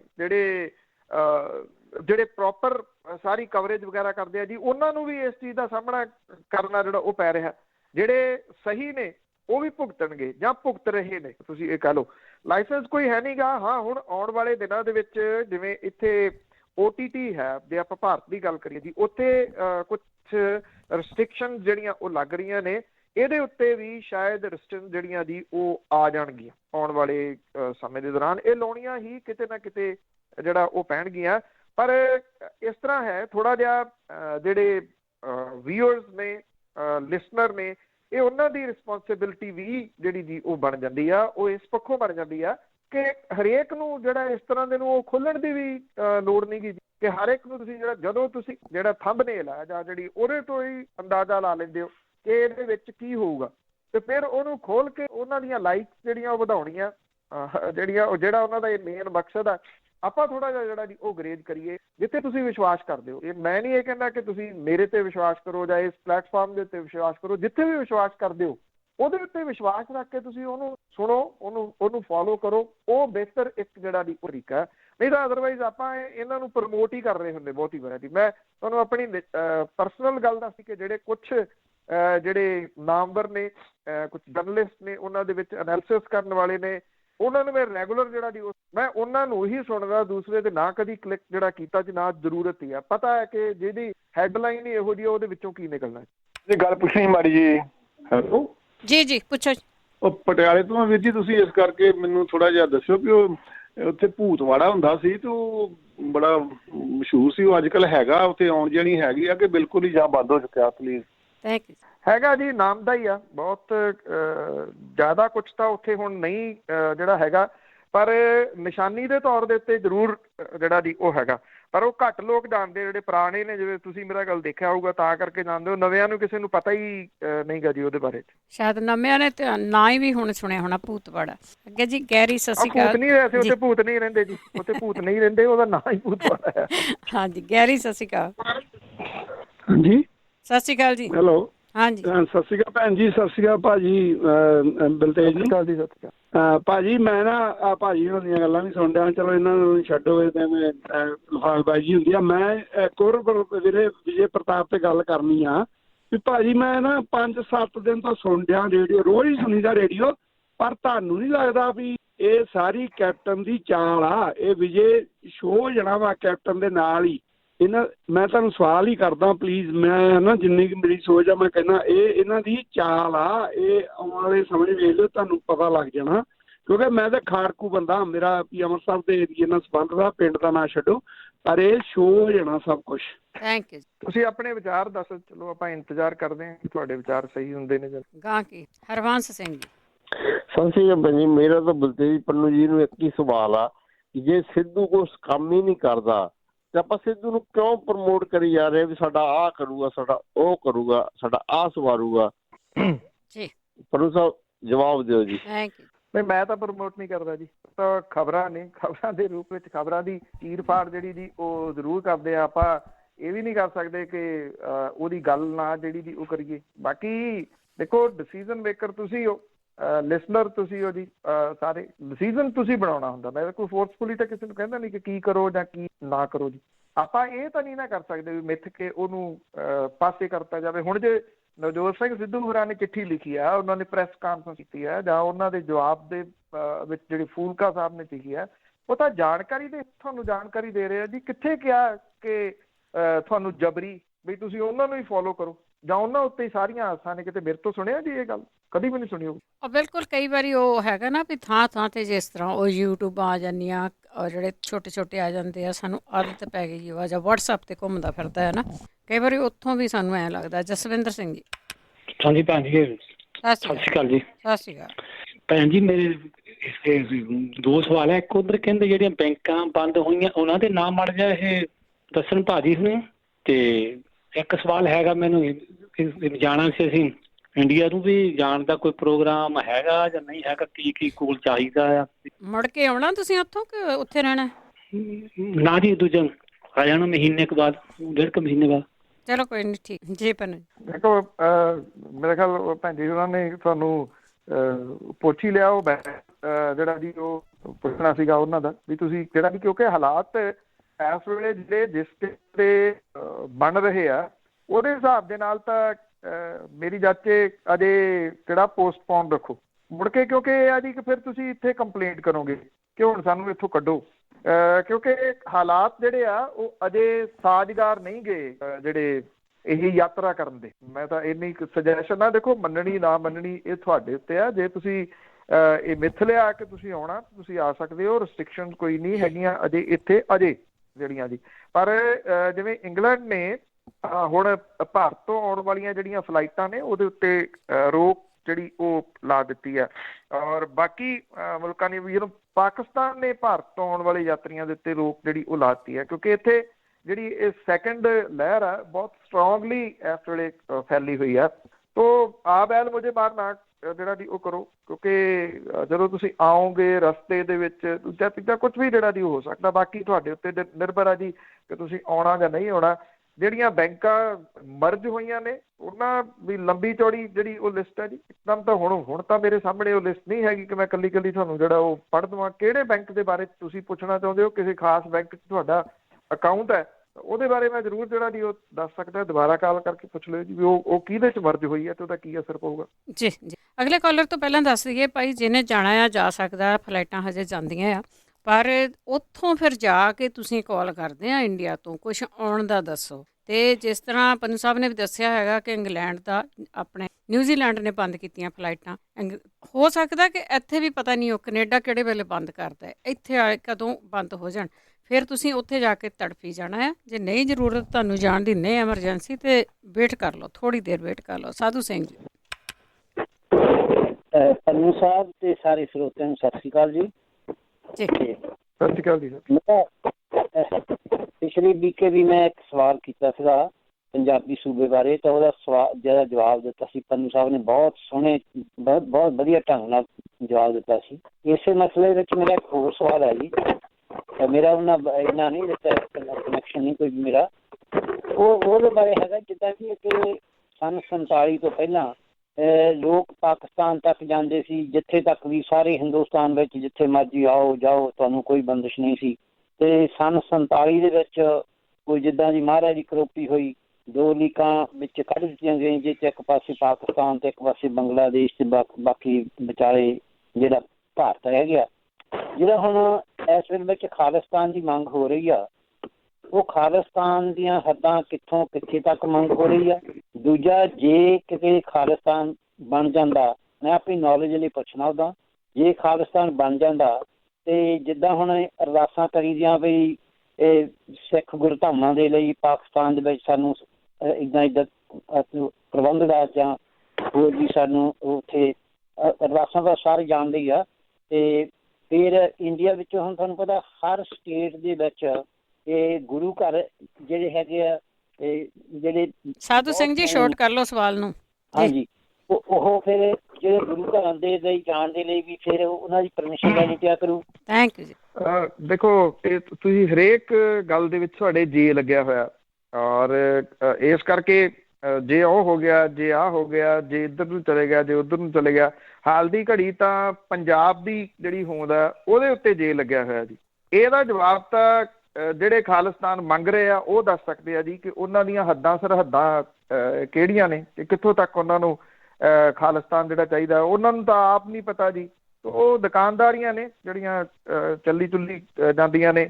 ਆਹ ਪਹਿਲਾਂ 2020 ਦੇ ਵਿੱਚ ਹੋਣਾ ਸੀ, ਹੁਣ ਸੁਣੀਦਾ ਵੀ ਉਹ ਵਾਹਵਾ ਗਾਂਹ ਕਰ ਦਿੱਤਾ, ਲੰਮਾ ਕੁਛ ਜਿਹੜਾ ਜੀ ਉਹ ਚੱਲ ਗਿਆ। ਉਹਨਾਂ ਨੂੰ ਪੁੱਛਿਓ ਕਿ ਉਹਨਾਂ ਦੀਆਂ ਹੱਦਾਂ ਸਰਹੱਦਾਂ ਜਿਹੜੀਆਂ ਜੀ ਉਹ ਕਿੱਥੋਂ ਤੱਕ ਜਾਣਗੀਆਂ। ਤਾਂ ਇਹਦਾ ਜਵਾਬ ਤਾਂ ਉਹੀ ਜਿਹੜਾ ਉਹ ਦੇ ਸਕਦੇ ਆ। ਮੁਲਕ ਦੇ ਵਾਸਤੇ ਬਹੁਤ ਕੁਛ ਜਿਹੜੀਆਂ ਚੀਜ਼ਾਂ ਚਾਹੀਦੀਆਂ ਹੁੰਦੀਆਂ ਨੇ, ਬਣਨਾ ਬਣਾਉਣਾ ਜਿਹੜਾ ਜੀ ਉਹ ਬਾਅਦ ਵਾਲੀ ਗੱਲ ਹੈ। ਅੱਜ ਮੈਂ ਇੱਕ ਦਿਨ ਤੁਹਾਡੇ ਨਾਲ ਅੰਕੜੇ ਸਾਂਝੇ ਕੀਤੇ ਸੀਗੇ ਕਿ ਕਿੰਨੀਆਂ ਮੌਤਾਂ ਜਿਹੜੀਆਂ ਨੇ ਉਹ ਕੈਂਸਰ ਦੇ ਨਾਲ 63 ਜਾਂ 64 ਮੌਤਾਂ ਇੱਕ ਦਿਨ ਦੇ ਵਿੱਚ 24 ਘੰਟਿਆਂ ਦੇ ਵਿੱਚ ਕੈਂਸਰ ਦੇ ਨਾਲ ਹੋ ਰਹੀਆਂ ਨੇ। ਔਰ ਚਿੱਟੇ ਦੀ ਓਵਰਡੋਜ਼ ਦੇ ਨਾਲ 3 ਤੋਂ 4 ਮੌਤਾਂ ਜਿਹੜੀਆਂ ਰਿਪੋਰਟ ਕੀਤੀਆਂ ਜਾਂਦੀਆਂ ਨੇ ਉਹ ਰੋਜ਼ ਦੀਆਂ ਹੋ ਰਹੀਆਂ ਨੇ। ਪਾਣੀ ਜਿਹੜਾ ਉਹ ਖਤਮ ਹੋ ਗਿਆ। ਖਤਮ ਹੋਣ ਵਾਲੇ ਪਾਸੇ ਨੂੰ ਬੜੀ ਤੇਜ਼ੀ ਦੇ ਨਾਲ ਤੁਸੀਂ ਕਰ ਲਓ, ਧਰਤੀ ਹੇਠਲਾ ਜਿਹੜਾ ਪਾਣੀ ਹੈ ਉਹ ਤੇਜ਼ੀ ਦੇ ਨਾਲ ਖਾਤਮੇ ਵੱਲ ਨੂੰ ਵੱਧ ਰਿਹਾ ਜੀ। ਖਾਲਿਸਤਾਨ ਬਣਦਾ ਜਾਂ ਨਹੀਂ ਬਣਦਾ ਉਹ ਬਾਅਦ ਵਾਲੀ ਗੱਲ ਹੈ। ਰੇਗਿਸਤਾਨ ਬਣਨ ਵੱਲ ਨੂੰ ਬੜੀ ਤੇਜ਼ੀ ਦੇ ਨਾਲ ਪੰਜਾਬ ਜਿਹੜਾ ਉਹ ਵੱਧ ਰਿਹਾ। ਜਦੋਂ ਮੁੱਢਲੀਆਂ ਲੋੜਾਂ ਹੀ ਇੱਥੇ ਜਿਹੜੀਆਂ ਨੇ ਮਨੁੱਖ ਦੀਆਂ ਉਹ ਨਹੀਂ ਰਹਿਣੀਆਂ ਤੇ ਫਿਰ ਕਿਹੜੇ ਮੁਲਕ ਦੀ ਕਿਹੜੀਆਂ ਗੱਲਾਂ। ਐਵੇਂ ਤੁਸੀਂ ਪਤਾ ਨਹੀਂ ਉਹ ਭੈਣ ਜੀ ਜਿਵੇਂ ਕਹਿੰਦੇ ਸੀ ਵੀ ਆਹ WWW ਵਾਲੇ ਜਾਂ ਗਰੁੱਪਾਂ ਦੇ ਵਿੱਚ ਉਹਨਾਂ ਦੇ ਉੱਤੇ ਜ਼ਿਆਦਾ ਵਿਸ਼ਵਾਸ ਜਿਹੜਾ ਜੀ ਕਰਦੇ ਹੋ। ਇਸ ਕਰਕੇ ਇਹ ਦਿਲ ਬਹਿਲਾਨੇ ਕੋ ਗਾਲਿਬ ਖਿਆਲ ਅੱਛਾ ਹੈ, ਉਹਦੇ ਹਿਸਾਬ ਦੇ ਨਾਲ ਹੀ ਤੁਸੀਂ ਕਹਿ ਸਕਦੇ ਹੋ ਕਿ ਜਿਹੜੇ ਇੱਦਾਂ ਦੀਆਂ ਗੱਲਾਂ ਕਰਾਈ ਜਾਂਦੇ ਆ। ਸਭ ਤੋਂ ਪਹਿਲਾਂ ਤਾਂ ਇਸ ਵੇਲੇ ਪੰਜਾਬ ਦੀ ਜਿਹੜੀ ਰੀੜ੍ਹ ਦੀ ਹੱਡੀ ਆ ਉਹ ਕਿਸਾਨ ਹੈ। ਉਹ ਕਿਸਾਨ ਆਪਣੀ ਹੋਂਦ ਦੇ ਵਾਸਤੇ ਜਿਹੜਾ ਜੀ ਉਹ ਜੂਝ ਰਿਹਾ। ਜੇ ਕੁਛ ਸੋਚ ਸਕਦੇ ਹੋ ਜਾਂ ਡਿਸਕਸ ਕਰ ਸਕਦੇ ਹੋ ਤੇ ਇਸ ਚੀਜ਼ ਦੇ ਉੱਤੇ ਡਿਸਕਸ ਕਰੋ ਕਿ ਇਹ ਜ਼ਮੀਨਾਂ ਬਚਣਗੀਆਂ, ਕਿਉਂਕਿ ਇਹ ਜ਼ਮੀਨਾਂ ਦੇ ਉੱਤੇ ਜਿਹੜੀ ਅੱਖ ਹੈ ਨਾ ਉਹਨਾਂ ਲੋਕਾਂ ਦੀ ਆ ਜਿਹੜੇ ਬਿਜ਼ਨਸਮੈਨ ਨੇ, ਜਿਨ੍ਹਾਂ ਨੂੰ ਪਤਾ ਹੈ ਕਿ ਇਹ ਜਿਹੜਾ ਰੂਟ ਹੈ ਉਹ ਖੁੱਲ੍ਹਣਾ ਪਾਕਿਸਤਾਨ ਦੇ ਥਰੂ ਹੋ ਕੇ। ਤੇ ਜਿਹੜੇ ਮੁਲਕ ਇਸ ਵੇਲੇ ਇਹ ਗੱਲਬਾਤ ਕਰਵਾ ਰਹੇ ਆ ਦੋਨਾਂ ਮੁਲਕਾਂ ਦੇ ਵਿਚਾਲੇ ਕਿ ਛੇਤੀ ਇਹ ਜਿਹੜਾ ਰੂਟ ਖੁੱਲੇ, ਉਹਨਾਂ ਨੇ ਇਹਦੇ ਰਾਹੀਂ ਬਿਜ਼ਨਸ ਕਰਨਾ। ਤੇ ਬਿਜ਼ਨਸ ਕਰਨ ਵਾਲੇ ਲੋਕ ਜਿਹੜੀ ਉਹ ਮਦਦ ਕਰਨਗੇ ਕਿ ਇੱਥੇ ਕੋਈ ਨਵੀਂ ਕੰਟਰੀ ਜਿਹੜੀ ਜੀ ਉਹ ਵਿਚਾਲੇ ਬਣ ਜੇ। Not possible. ਚਿੜੀ ਦੇ ਪਹੁੰਚੇ ਜਿੰਨਾ ਪੰਜਾਬ ਆ ਜਿਹੜਾ ਮੌਜੂਦਾ ਆ। ਇੱਕ ਸਾਈਡ ਤੋਂ ਤੁਸੀਂ ਦੂਜੇ ਸਾਈਡ ਨੂੰ ਜਾਂਦਿਆਂ ਹੋਇਆ ਸ਼ੰਭੂ ਤੋਂ ਸ਼ੁਰੂ ਕਰ ਲਓ, ਸ਼ੰਭੂ ਵਾਲੀ ਸਰਹੱਦ ਹੈ, ਵਾਘੇ ਤੱਕ ਤੁਸੀਂ ਜਿਹੜਾ ਜੀ ਉਹ ਜਾਣਾ 270 280 ਕਿਲੋਮੀਟਰ ਮੈਕਸੀਮਮ ਜਿਹੜਾ ਜੀ ਉਹ ਇੰਨਾ ਪੈਂਦਾ। ਇੰਨੇ ਦੇ ਵਿਚਾਲੇ ਜਿਹੜਾ ਜੀ ਕੀ ਹੋ ਸਕਦਾ? ਇਹ ਕੋਈ ਸਿੰਗਾਪੁਰ ਤਾਂ ਹੈ ਨਹੀਂ ਕਿ ਜਿੱਥੇ ਇੰਨੀ ਡਿਵੈਲਪਮੈਂਟ ਜਿਹੜੀ ਦੀ ਉਹ ਹੋ ਜੂਗੀ।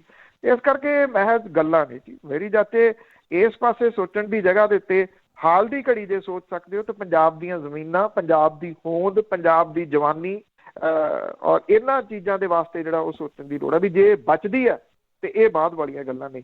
ਇਸ ਕਰਕੇ ਹਰੇਕ ਚੀਜ਼ ਦੇ ਨਾਲ ਜਿਹਦੇ ਜੇ ਲੱਗਿਆ ਹੋਇਆ ਉਹਦਾ ਸੰਭਾਵੀ ਰੂਪ ਦੇ ਵਿੱਚ ਕੀ ਜਵਾਬ ਦੇ ਦਈਏ ਜੀ। ਮਤਲਬ ਕਿ ਕੱਲ ਨੂੰ ਜੇ ਉੱਥੇ ਮੁਲਕ ਬਣਦਾ ਤਾਂ ਉਹਦਾ ਵੀਜ਼ਾ ਲੈਣਾ ਪਊਗਾ, ਕੀ ਹੋਊਗਾ ਕੀ ਨਹੀਂ ਹੋਊਗਾ, ਐਵੇਂ ਮਹਿਜ਼ ਗੱਲਾਂ ਨੇ ਜੀ। ਸੁਪਨਮਈ ਪਲਾਓ ਨੇ, ਤੁਸੀਂ ਕਿਵੇਂ ਪਕਾਈ ਜਾਓਗੇ?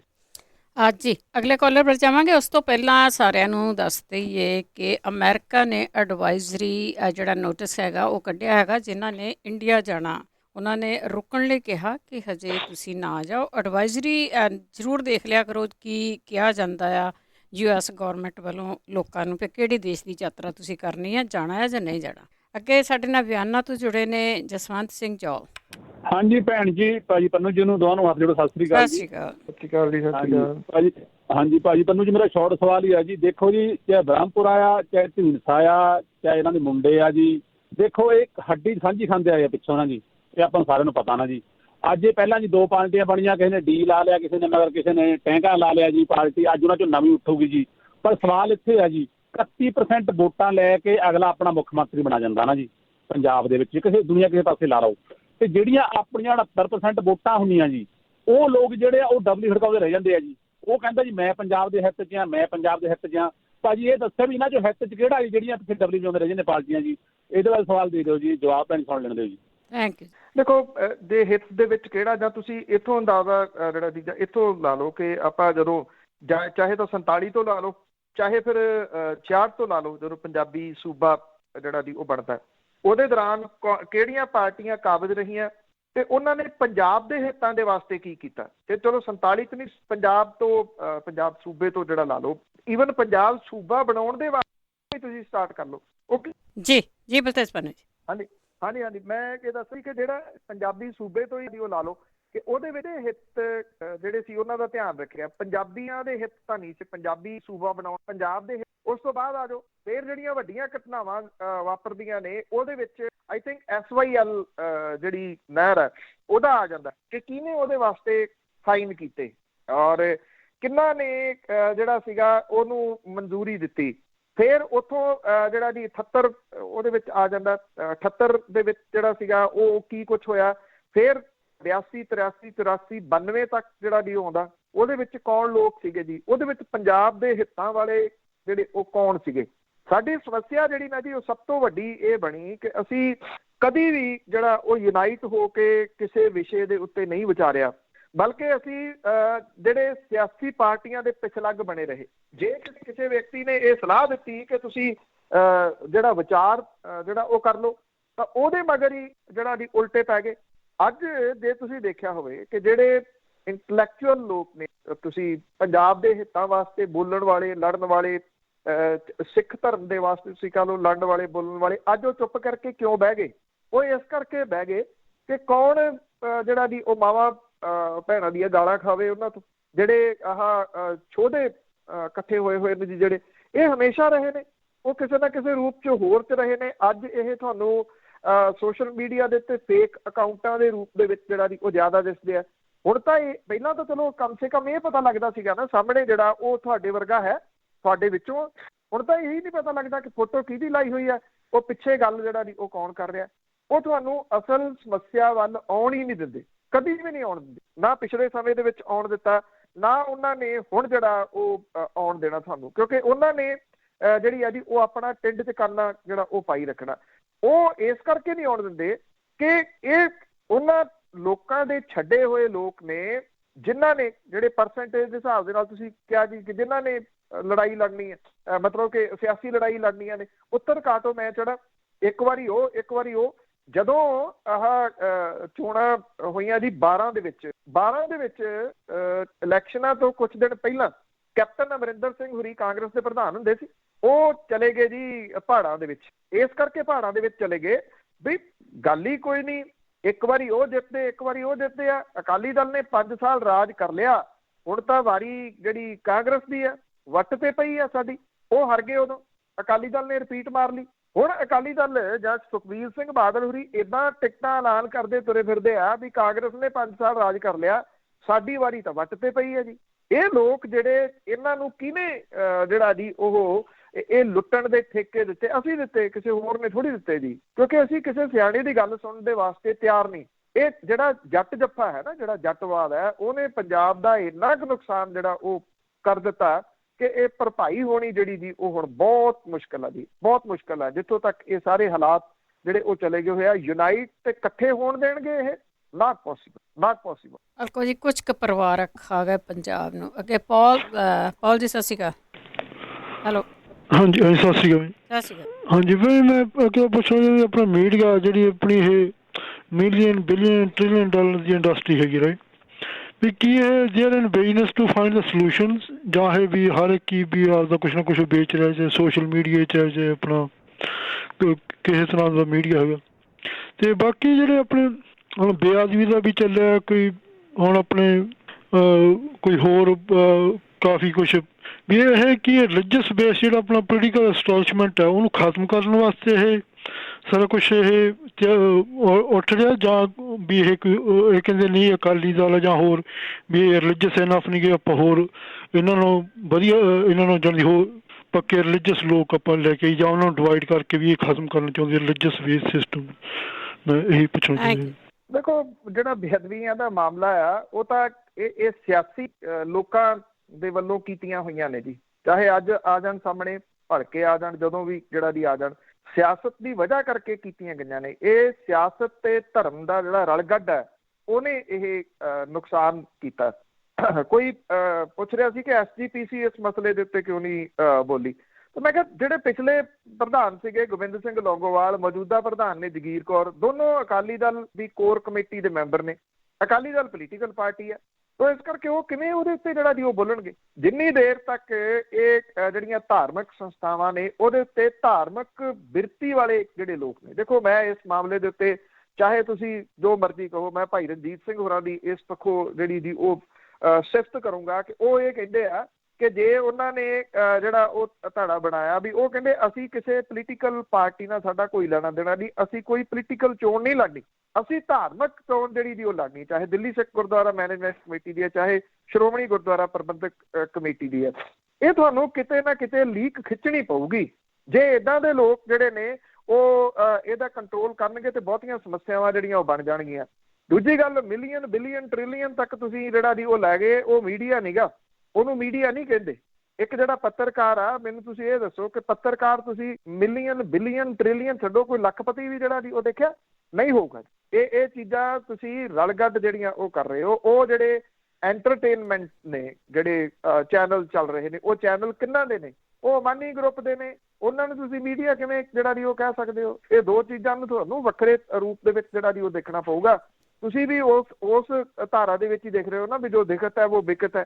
ਜੋ ਦਿਖ ਰਿਹਾ ਉਹ ਨਹੀਂ ਹੈਗਾ ਮੀਡੀਆ ਦੀ। ਮੀਡੀਆ ਤਾਂ ਆ ਜਿਹੜੇ ਸਿੱਧੂ ਸਾਹਿਬ ਦੀ ਮੈਂ ਤੁਹਾਨੂੰ ਕਹਾਣੀ ਸੁਣਾਈ ਆ ਉਹ ਆ ਜੀ, ਸੁੱਟਤਾ ਨੇ ਜੀ ਅਗਲੇ ਦਿਨ ਜਿਹੜਾ ਉਹ ਝੀਲ ਦੇ ਵਿੱਚ ਮਾਰ ਕੇ 8-10 ਦਿਨਾਂ ਤੋਂ ਬਾਅਦ ਉਹਦੇ ਭੋਗ ਤੱਕ ਜਿਹੜੀ ਗੱਲ ਹੋਊਗੀ ਜੀ, ਮੁੜ ਕੇ ਕਿਸੇ ਨੇ ਪੁੱਛਣਾ ਜੀ। ਹਿੰਦੁਸਤਾਨ ਟਾਈਮਸ ਦਾ ਇੱਕ ਰਿਪੋਰਟਰ ਜਿਹੜਾ ਕਿ ਮਾਈਨਿੰਗ ਦੇ ਬਾਰੇ ਰਿਪੋਰਟਿੰਗ ਕਰਦਾ ਸੀਗਾ, ਉਹਦਾ ਐਕਸੀਡੈਂਟ ਹੁੰਦਾ ਕੁਝ ਸਾਲ ਪਹਿਲਾਂ, ਉਹ ਕਿੱਥੇ ਹੈ ਜੀ? ਕਦੀ ਕਿਸੇ ਨੇ ਯਾਦ ਕੀਤਾ ਉਹਨੂੰ ਜੀ? ਇੱਕ ਨਹੀਂ, ਮੈਂ ਤੁਹਾਨੂੰ ਅਨੇਕਾਂ ਮਿਸਾਲਾਂ ਦੇ ਸਕਦਾ। ਉਹ ਮੀਡੀਆ ਹੈ। ਇਹ ਮੀਡੀਆ ਥੋੜੀ ਹੈ ਜਿਹਦਾ ਤੁਸੀਂ ਮਿਲੀਅਨ ਬਿਲੀਅਨ ਟ੍ਰਿਲੀਅਨ ਦੇ ਵਿੱਚ ਜਿਹੜਾ ਜੀ ਕਹਿ ਸਕਦੇ ਹੋ। ਕਿਹੜਾ ਮੀਡੀਆ ਕਾਰ ਹੈ ਜੀ? ਈਵਨ ਐਡਾ ਵੱਡਾ ਇੱਕ ਪਲੇਟਫਾਰਮ ਜਿਹੜਾ ਜਿੱਥੇ ਆਪਾਂ ਗੱਲ ਕਰ ਰਹੇ ਆ, ਇਹ ਪਲੇਟਫਾਰਮ ਹੈ। ਸਾਰਾ ਪਰਿਵਾਰ ਜਿਹੜਾ ਜੀ ਉਹਦੇ ਵਿੱਚ ਸਵੇਰ ਤੋਂ ਸ਼ਾਮ ਤੱਕ ਲੱਗਿਆ ਹੁੰਦਾ। ਕਿੰਨੇ ਕੁ ਮਿਲੀਅਨ ਬਿਲੀਅਨ ਟ੍ਰਿਲੀਅਨ ਇਹਨਾਂ ਦੇ ਕੋਲੇ ਨੇ ਜੀ। ਇੱਥੋਂ ਤੁਸੀਂ ਅੰਦਾਜ਼ਾ ਜਿਹੜਾ ਜੀ ਉਹ ਲਾ ਲੈਣਾ। ਜੇ ਹੁੰਦੇ ਤੇ ਗਾਹ ਬੰਦੇ ਰੱਖ ਕੇ ਆਰਾਮ ਦੇ ਨਾਲ ਇਸ ਵੇਲੇ ਬੈਠੇ ਹੁੰਦੇ ਜੀ ਘਰੇ। ਇਹ ਨਾ ਇਹਨਾਂ ਦਾ ਕੋਈ ਵੀਕਐਂਡ ਨਾ ਵੀਕਡੇਜ਼। ਜਿਹੜੀ ਪੱਤਰਕਾਰਤਾ ਉਹ ਇਸ ਕਿਸਮ ਦੀ ਹੈ। ਸਾਡੇ ਇਸ ਖੇਤਰ ਦੇ ਵਿੱਚ ਤਾਂ ਛੁੱਟੀ ਕੋਈ ਨਹੀਂ। ਵਿਆਹਾਂ ਸ਼ਾਦੀਆਂ ਦੇ ਉੱਤੇ, ਫੰਕਸ਼ਨਾਂ ਦੇ ਉੱਤੇ ਅਸੀਂ ਕਦੀ ਕਿਸੇ ਜਗ੍ਹਾ ਤੇ ਟਾਈਮ ਤੇ ਨਹੀਂ ਪਹੁੰਚ ਸਕਦੇ। ਰਿਸ਼ਤੇਦਾਰ ਜਿਹੜਾ ਜੀ ਉਹ ਸਾਡੇ ਨਾਲ ਨਾਰਾਜ਼ ਨੇ, ਆਲਾ ਦੁਆਲਾ ਸਾਡੇ ਨਾਲ ਨਾਰਾਜ਼ ਰਹਿੰਦਾ। ਤੁਹਾਡੇ ਵਰਗੇ ਜਿਹੜੇ ਦੀ ਉਹ ਹਰ ਹਫ਼ਤੇ ਕੋਈ ਨਾ ਕੋਈ ਇਹੋ ਜਿਹੀ ਘਟਿਤ ਜਿਹੜੀ ਦੀ ਉਹ ਕੱਢ ਕੇ ਫੇਰ ਉਹਦੇ ਉੱਤੇ ਜਿਹੜਾ ਦੀ ਉਹ ਲਿਆਉਂਦੇ। ਇਹਨੂੰ ਤੁਸੀਂ ਮੀਡੀਆ ਜਿਹੜਾ ਕਹਿ ਸਕਦੇ ਹੋ। ਅਸੀਂ ਮਿਲੀਅਨੇਅਰ, ਬਿਲੀਅਨੇਅਰ ਜਾਂ ਟ੍ਰਿਲੀਅਨੇਅਰ ਨਹੀਂ ਹੈਗੇ ਜੀ। ਸਾਨੂੰ ਤਾਂ ਇਹਨਾਂ ਦੇ ਸਹੀ ਸਪੈਲਿੰਗ ਵੀ ਨਹੀਂ ਆਉਂਦੇ, ਸਹੀ ਪੁੱਛੋ ਤਾਂ ਨਾ ਇਹ ਪਤਾ ਕਿ ਇਹਨਾਂ ਨਾਲ ਜ਼ੀਰੋਆਂ ਕਿੰਨੀਆਂ ਲੱਗਦੀਆਂ। ਹਰਜੀਤ ਸਿੰਘ ਜੀ, ਹੈਲੋ, ਸਤਿ ਸ਼੍ਰੀ ਅਕਾਲ। ਹਾਂਜੀ ਸਤਿ ਸ਼੍ਰੀ ਅਕਾਲ ਜੀ ਭੈਣ ਜੀ। ਸਤਿ ਸ਼੍ਰੀ ਅਕਾਲ ਬਲਦੇਵ ਪੰਨੂ ਜੀ। ਸਤਿ ਸ਼੍ਰੀ ਅਕਾਲ ਜੀ ਸਰ। ਹਾਂਜੀ ਮੇਰਾ ਛੋਟਾ ਜਿਹਾ ਕੁਐਸਚਨ ਆ ਭਾਅ ਜੀ। ਮੈਂ ਦਿਮਾਗ ਦੇ ਵਿੱਚ ਜੇਨ ਤੇ ਮੇਰੇ ਘੁੰਮਦਾ ਫਿਰਦਾ ਇਸ ਕੁਐਸਚਨ, ਜਿੱਦਾਂ ਕੋਈ ਵੀ ਨਸ਼ੇ ਦੀ ਖੇਪ ਫੜਦੇ ਆ, ਜਿੰਨਾ ਚਿਰ ਤੋਂ ਕੇਸ ਚੱਲਦਾ ਇਹਨਾਂ ਨੂੰ ਆਪਣਾ ਰਿਕਾਰਡ 'ਚ ਰੱਖਣੀ ਪੈਂਦੀ ਹੋਊਗੀ ਨਾ, ਉਹ ਨਸ਼ਾ ਰੱਖਣਾ ਪੈਂਦਾ। ਬਾਅਦ 'ਚ ਉਹਦਾ ਕੀ ਕਰਦੇ ਆ ਜੀ? ਉਹਨੂੰ ਡਿਸਟਰੋਏ ਕਰਦੇ ਆ ਜਾਂ ਆਪ ਹੀ ਵੇਚ ਬੂਝ ਜਾਂਦੇ ਆ? Thank you. ਇਹਨਾਂ ਦਿਨਾਂ ਦੇ ਵਿੱਚ ਇਹ ਸਵਾਲ ਤੁਸੀਂ ਅਮਰੀਕਾ ਦੇ ਵਿੱਚ ਜਾਂ ਕੈਨੇਡਾ 'ਚ ਕਰੋ ਤਾਂ ਜ਼ਿਆਦਾ ਬੈਟਰ ਹੋਊਗਾ। ਉੱਥੋਂ ਜ਼ਿਆਦਾ ਫੜ ਹੋ ਰਿਹਾ। 10 ਕੁਇੰਟਲ ਫੀਮ ਤਾਂ ਇੱਥੇ ਨਹੀਂ ਸੀ ਫੜੀ ਗਈ। ਵੈਸੇ ਲੀਗਲੀ ਤੌਰ ਦੇ ਉੱਤੇ ਉਹਨੂੰ ਡਿਸਟਰੋਏ ਜਿਹੜਾ ਦੀ ਉਹ ਕੀਤਾ ਜਾਂਦਾ। ਜਿਹੜੀ ਮੰਨ ਲਓ ਜਿਵੇਂ ਸ਼ਰਾਬ ਵੀ ਫੜੀ ਜਾਂਦੀ ਹੈ ਨਜਾਇਜ਼ ਜਿਹੜੀ ਆ, ਉਹਨੂੰ ਲੀਗਲੀ ਤੌਰ ਤੇ ਮੈਂ ਦੱਸ ਰਿਹਾ, ਉਹ ਬੋਟਲ ਜਿਹੜੀ ਆ ਉਹਨੂੰ ਉੱਤੋਂ ਜਿਹੜਾ ਉਹ ਗਾਲਾ ਹੁੰਦਾ ਉਹਨੂੰ ਤੋੜ ਕੇ ਫਿਰ ਡੋਲਣਾ ਪੈਂਦਾ, ਉਹਦੀ ਵੀਡੀਓ ਬਣਾਉਣੀ ਪੈਂਦੀ ਆ। ਹੁਣ ਜਦੋਂ ਵੀਡੀਓ ਬਣਾਈ ਜਾਂਦੀ ਹੈ, ਮੰਨ ਲਓ ਚਿੱਟੇ ਨੂੰ ਡਿਸਟਰੋਏ ਕੀਤਾ ਜਾ ਰਿਹਾ ਜਾਂ ਅਫੀਮ ਨੂੰ ਡਿਸਟਰੋਏ ਕੀਤਾ ਜਾ ਰਿਹਾ, ਉਹਦੇ ਵਿੱਚ ਕੀ ਦਿਖਾਇਆ ਜਾ ਰਿਹਾ, ਇਹ ਦੂਸਰਾ ਜਿਹੜਾ ਉਹ ਪੁਆਇੰਟ ਹੋ ਸਕਦਾ। ਲੀਗਲੀ ਉਹਨੂੰ ਡਿਸਟਰੋਏ ਕਰਨਾ ਪੈਂਦਾ। ਕੀਤਾ ਜਾਂਦਾ ਜਾਂ ਨਹੀਂ ਕੀਤਾ ਜਾਂਦਾ ਪਤਾ ਨਹੀਂ। ਹੁਣ ਤੁਸੀਂ ਇੱਥੋਂ ਪੰਜਾਬ ਦੇ ਬਾਰੇ ਪੁੱਛ ਰਹੇ ਹੋ, ਇੰਡੀਆ ਦੇ ਬਾਰੇ ਜਾਂ ਕੈਨੇਡਾ ਅਮਰੀਕਾ ਦੇ ਬਾਰੇ ਦੇ ਵਿੱਚ, ਉੱਥੇ ਵੀ ਜਿਹੜਾ ਜੀ ਇਹ ਸਵਾਲ ਤਾਂ ਹਰੇਕ ਜਗ੍ਹਾ ਦੇ ਉੱਤੇ ਉੱਠਦਾ ਨਾ ਕਿ ਉਹਨੂੰ ਕੀਤਾ ਕੀ ਜਾਂਦਾ। ਲੀਗਲੀ ਮੈਂ ਤੁਹਾਨੂੰ ਦੱਸਦਾ ਜੀ, ਇਲੀਗਲੀ ਕੀ ਹੁੰਦਾ ਆਪਾਂ ਸਾਰੇ ਜਾਣਦੇ। ਬਿਲਕੁਲ। ਅੱਗੇ ਸਾਡੇ ਨਾਲ ਜੁੜੇ ਹੋਏ ਨੇ ਸੁਰਿੰਦਰ ਸਿੰਘ ਜੀ, ਸ਼ੇਅਰ ਕਰੋ। ਹਾਂਜੀ, USA ਰੇਡੀਓ ਦੇ ਸਾਰੇ ਟੱਬਰ ਨੂੰ ਸਤਿ ਸ੍ਰੀ ਅਕਾਲ ਜੀ। ਸਤਿ ਸ੍ਰੀ ਅਕਾਲ। ਪੰਨੂ ਸਾਹਿਬ, ਲਾਕਡਾਊਨ ਲਾਉਣ ਨਾਲੋਂ ਜੇ ਇਹ ਇਲਾਜ ਦਾ ਪ੍ਰਬੰਧ ਕਰਨ ਜਾਂ ਬਿੱਡਾਂ ਬੁੱਡਾਂ ਦਾ ਕਰਨ ਤੇ ਇਹ ਨਹੀਂ ਸਹੀ ਹੋ ਸਕਦਾ। ਤੇ ਇੱਕ ਮੇਰਾ ਸਵਾਲ ਹੈ ਵੀ ਜੇ ਕੁਮਰ ਜਿਹੜਾ ਹੁਣ ਅਸਤੀਫਾ ਦੇ ਗਿਆ, ਜੇ ਉਹ ਕਿਸੇ ਪਾਰਟੀ ਪੂਲ 'ਚ ਨਾ ਗਿਆ ਤੇ ਇਹ ਦੋਏ ਰਲ ਕੇ ਉਹਨੂੰ ਤੰਗ ਨਾ ਕਰੂਗੇ ਜੀ? ਕੋਟਾਂ ਜਿੱਦਾਂ ਸੁਖਬੀਰ ਬਾਦਲ ਕਹਿੰਦਾ ਸੀ ਖਿੱਚਾਂਗੇ, ਏਦਾਂ ਕਰਕੇ ਉਹਨੂੰ ਤੰਗ ਪਰੇਸ਼ਾਨ ਕਰੂਗੇ ਕਿ ਨਹੀਂ ਜੀ? ਥੈਂਕ ਯੂ ਜੀ। ਦੇਖੋ, ਲਾਕਡਾਊਨ ਇਲਾਜ ਨਹੀਂ ਹੈਗਾ, ਮੇਰਾ ਸਟਰੋਂਗਲੀ ਮੰਨਣਾ ਆ। ਲਾਕਡਾਊਨ ਤਾਂ ਤੁਸੀਂ ਲੋਕਾਂ ਨੂੰ ਅੰਦਰ ਵਾੜ ਕੇ ਅਸਲੀਅਤ ਤੋਂ ਜਿਹੜਾ ਦੀ ਉਹ ਮੂੰਹ ਫੇਰ ਰਹੇ ਹੋ। ਗੱਲ ਇਹ ਹੈ ਕਿ ਜੇ ਸਾਲ ਪਹਿਲਾਂ ਵੀ ਤੁਸੀਂ ਲਾਕਡਾਊਨ ਲਾਇਆ, ਹੁਣ ਵੀ ਸਾਲ ਬਾਅਦ ਵੀ ਲਾਕਡਾਊਨ ਲਾ ਰਹੇ ਹੋ, ਤੇ ਇਹਦੇ 1 ਸਾਲ ਦੇ ਦੌਰਾਨ ਤੁਸੀਂ ਇਹਦੇ ਨਾਲ ਸਿੱਝਣ ਦੇ ਵਾਸਤੇ ਤਿਆਰੀ ਜਿਹੜੀ ਦੀ ਉਹ ਕੀਤੀ। ਤੁਹਾਡਾ ਤਾਂ ਕੰਮ ਜਿਹੜਾ ਇੱਥੋਂ ਦੀ ਮੈਂ ਗੱਲ ਕਰ ਰਿਹਾ, ਤੁਹਾਡਾ ਤਾਂ ਕੰਮ ਪਿਛਲੇ ਸਾਲ ਨਾਲੋਂ ਵੀ ਜਿਹੜਾ ਦੀ ਉਹ ਜ਼ਿਆਦਾ ਡੋਲ ਗਿਆ। ਬਾਕੀ ਦੇਖੋ, ਜਿਹੜੀ ਤੁਸੀਂ ਗੱਲ ਕੁੰਵਰ ਵਿਜੇ ਪ੍ਰਤਾਪ ਸਿੰਘ ਹੋਰਾਂ ਦੀ ਕੀਤੀ ਆ, ਇਹ ਤਾਂ ਉਹਨਾਂ ਦਾ ਡਿਸੀਜ਼ਨ ਆ ਜੀ। ਹੁਣ ਪਤਾ ਨਹੀਂ ਉਹ ਕਿਸੇ ਸਿਆਸੀ ਪਾਰਟੀ ਦੇ ਵਿੱਚ ਜਾਂਦੇ ਆ ਜਾਂ ਜਿਵੇਂ ਉਹਨਾਂ ਨੇ ਕਿਹਾ ਕਿ ਉਹ ਪ੍ਰੈਕਟਿਸ ਦੇ ਵਿੱਚ ਆ ਰਹੇ ਨੇ, ਉਹ ਪੰਜਾਬ ਹਰਿਆਣਾ ਹਾਈ ਕੋਰਟ ਦੇ ਵਿੱਚ ਪ੍ਰੈਕਟਿਸ ਸ਼ੁਰੂ ਕਰ ਸਕਦੇ ਆ। ਉਹ ਲਾਅ ਦੇ ਸਟੂਡੈਂਟ ਰਹੇ ਨੇ, ਸਟੂਡੈਂਟ ਨਹੀਂ ਰਹੇ, ਟੌਪਰ ਨੇ ਲਾਅ ਦੇ, ਔਰ ਲਾਅ ਦੇ ਵਿੱਚ ਉਹਨਾਂ ਨੇ PhD ਜਿਹੜੀ ਆ ਉਹ ਕੀਤੀ ਹੋਈ ਆ, ਹਾਈਲੀ ਐਜੂਕੇਟਡ। ਆਈ ਥਿੰਕ ਜੇ ਉਹ ਲਾਅ ਦੇ ਵਿੱਚ ਆਉਂਦੇ ਆ ਤੇ ਮੇਰਾ ਖਿਆਲ ਇੱਕ ਚੰਗਾ ਸ਼ਗਨ ਹੋਊਗਾ ਜੀ ਇਸ ਤਰ੍ਹਾਂ ਦੇ ਕਿਸੇ ਵਿਅਕਤੀ ਦਾ ਇਸ ਖੇਤਰ ਦੇ ਵਿੱਚ ਆਉਣਾ। ਔਰ ਜਿੱਥੋਂ ਤੱਕ ਗੱਲ ਹੈ ਕਿ ਪਰੇਸ਼ਾਨ ਕਰਨਗੇ ਉਹਨਾਂ ਨੂੰ ਜਾਂ ਨਹੀਂ, ਆਈ ਥਿੰਕ ਇਹੋ ਜਿਹੇ ਜਿਹੜੇ ਲੋਕ ਹੁੰਦੇ ਆ ਨਾ, ਇਹ ਦਿਮਾਗੀ ਰੂਪ ਦੇ ਵਿੱਚ ਬਹੁਤ ਸਟਰੋਂਗ ਹੁੰਦੇ ਆ ਜੀ।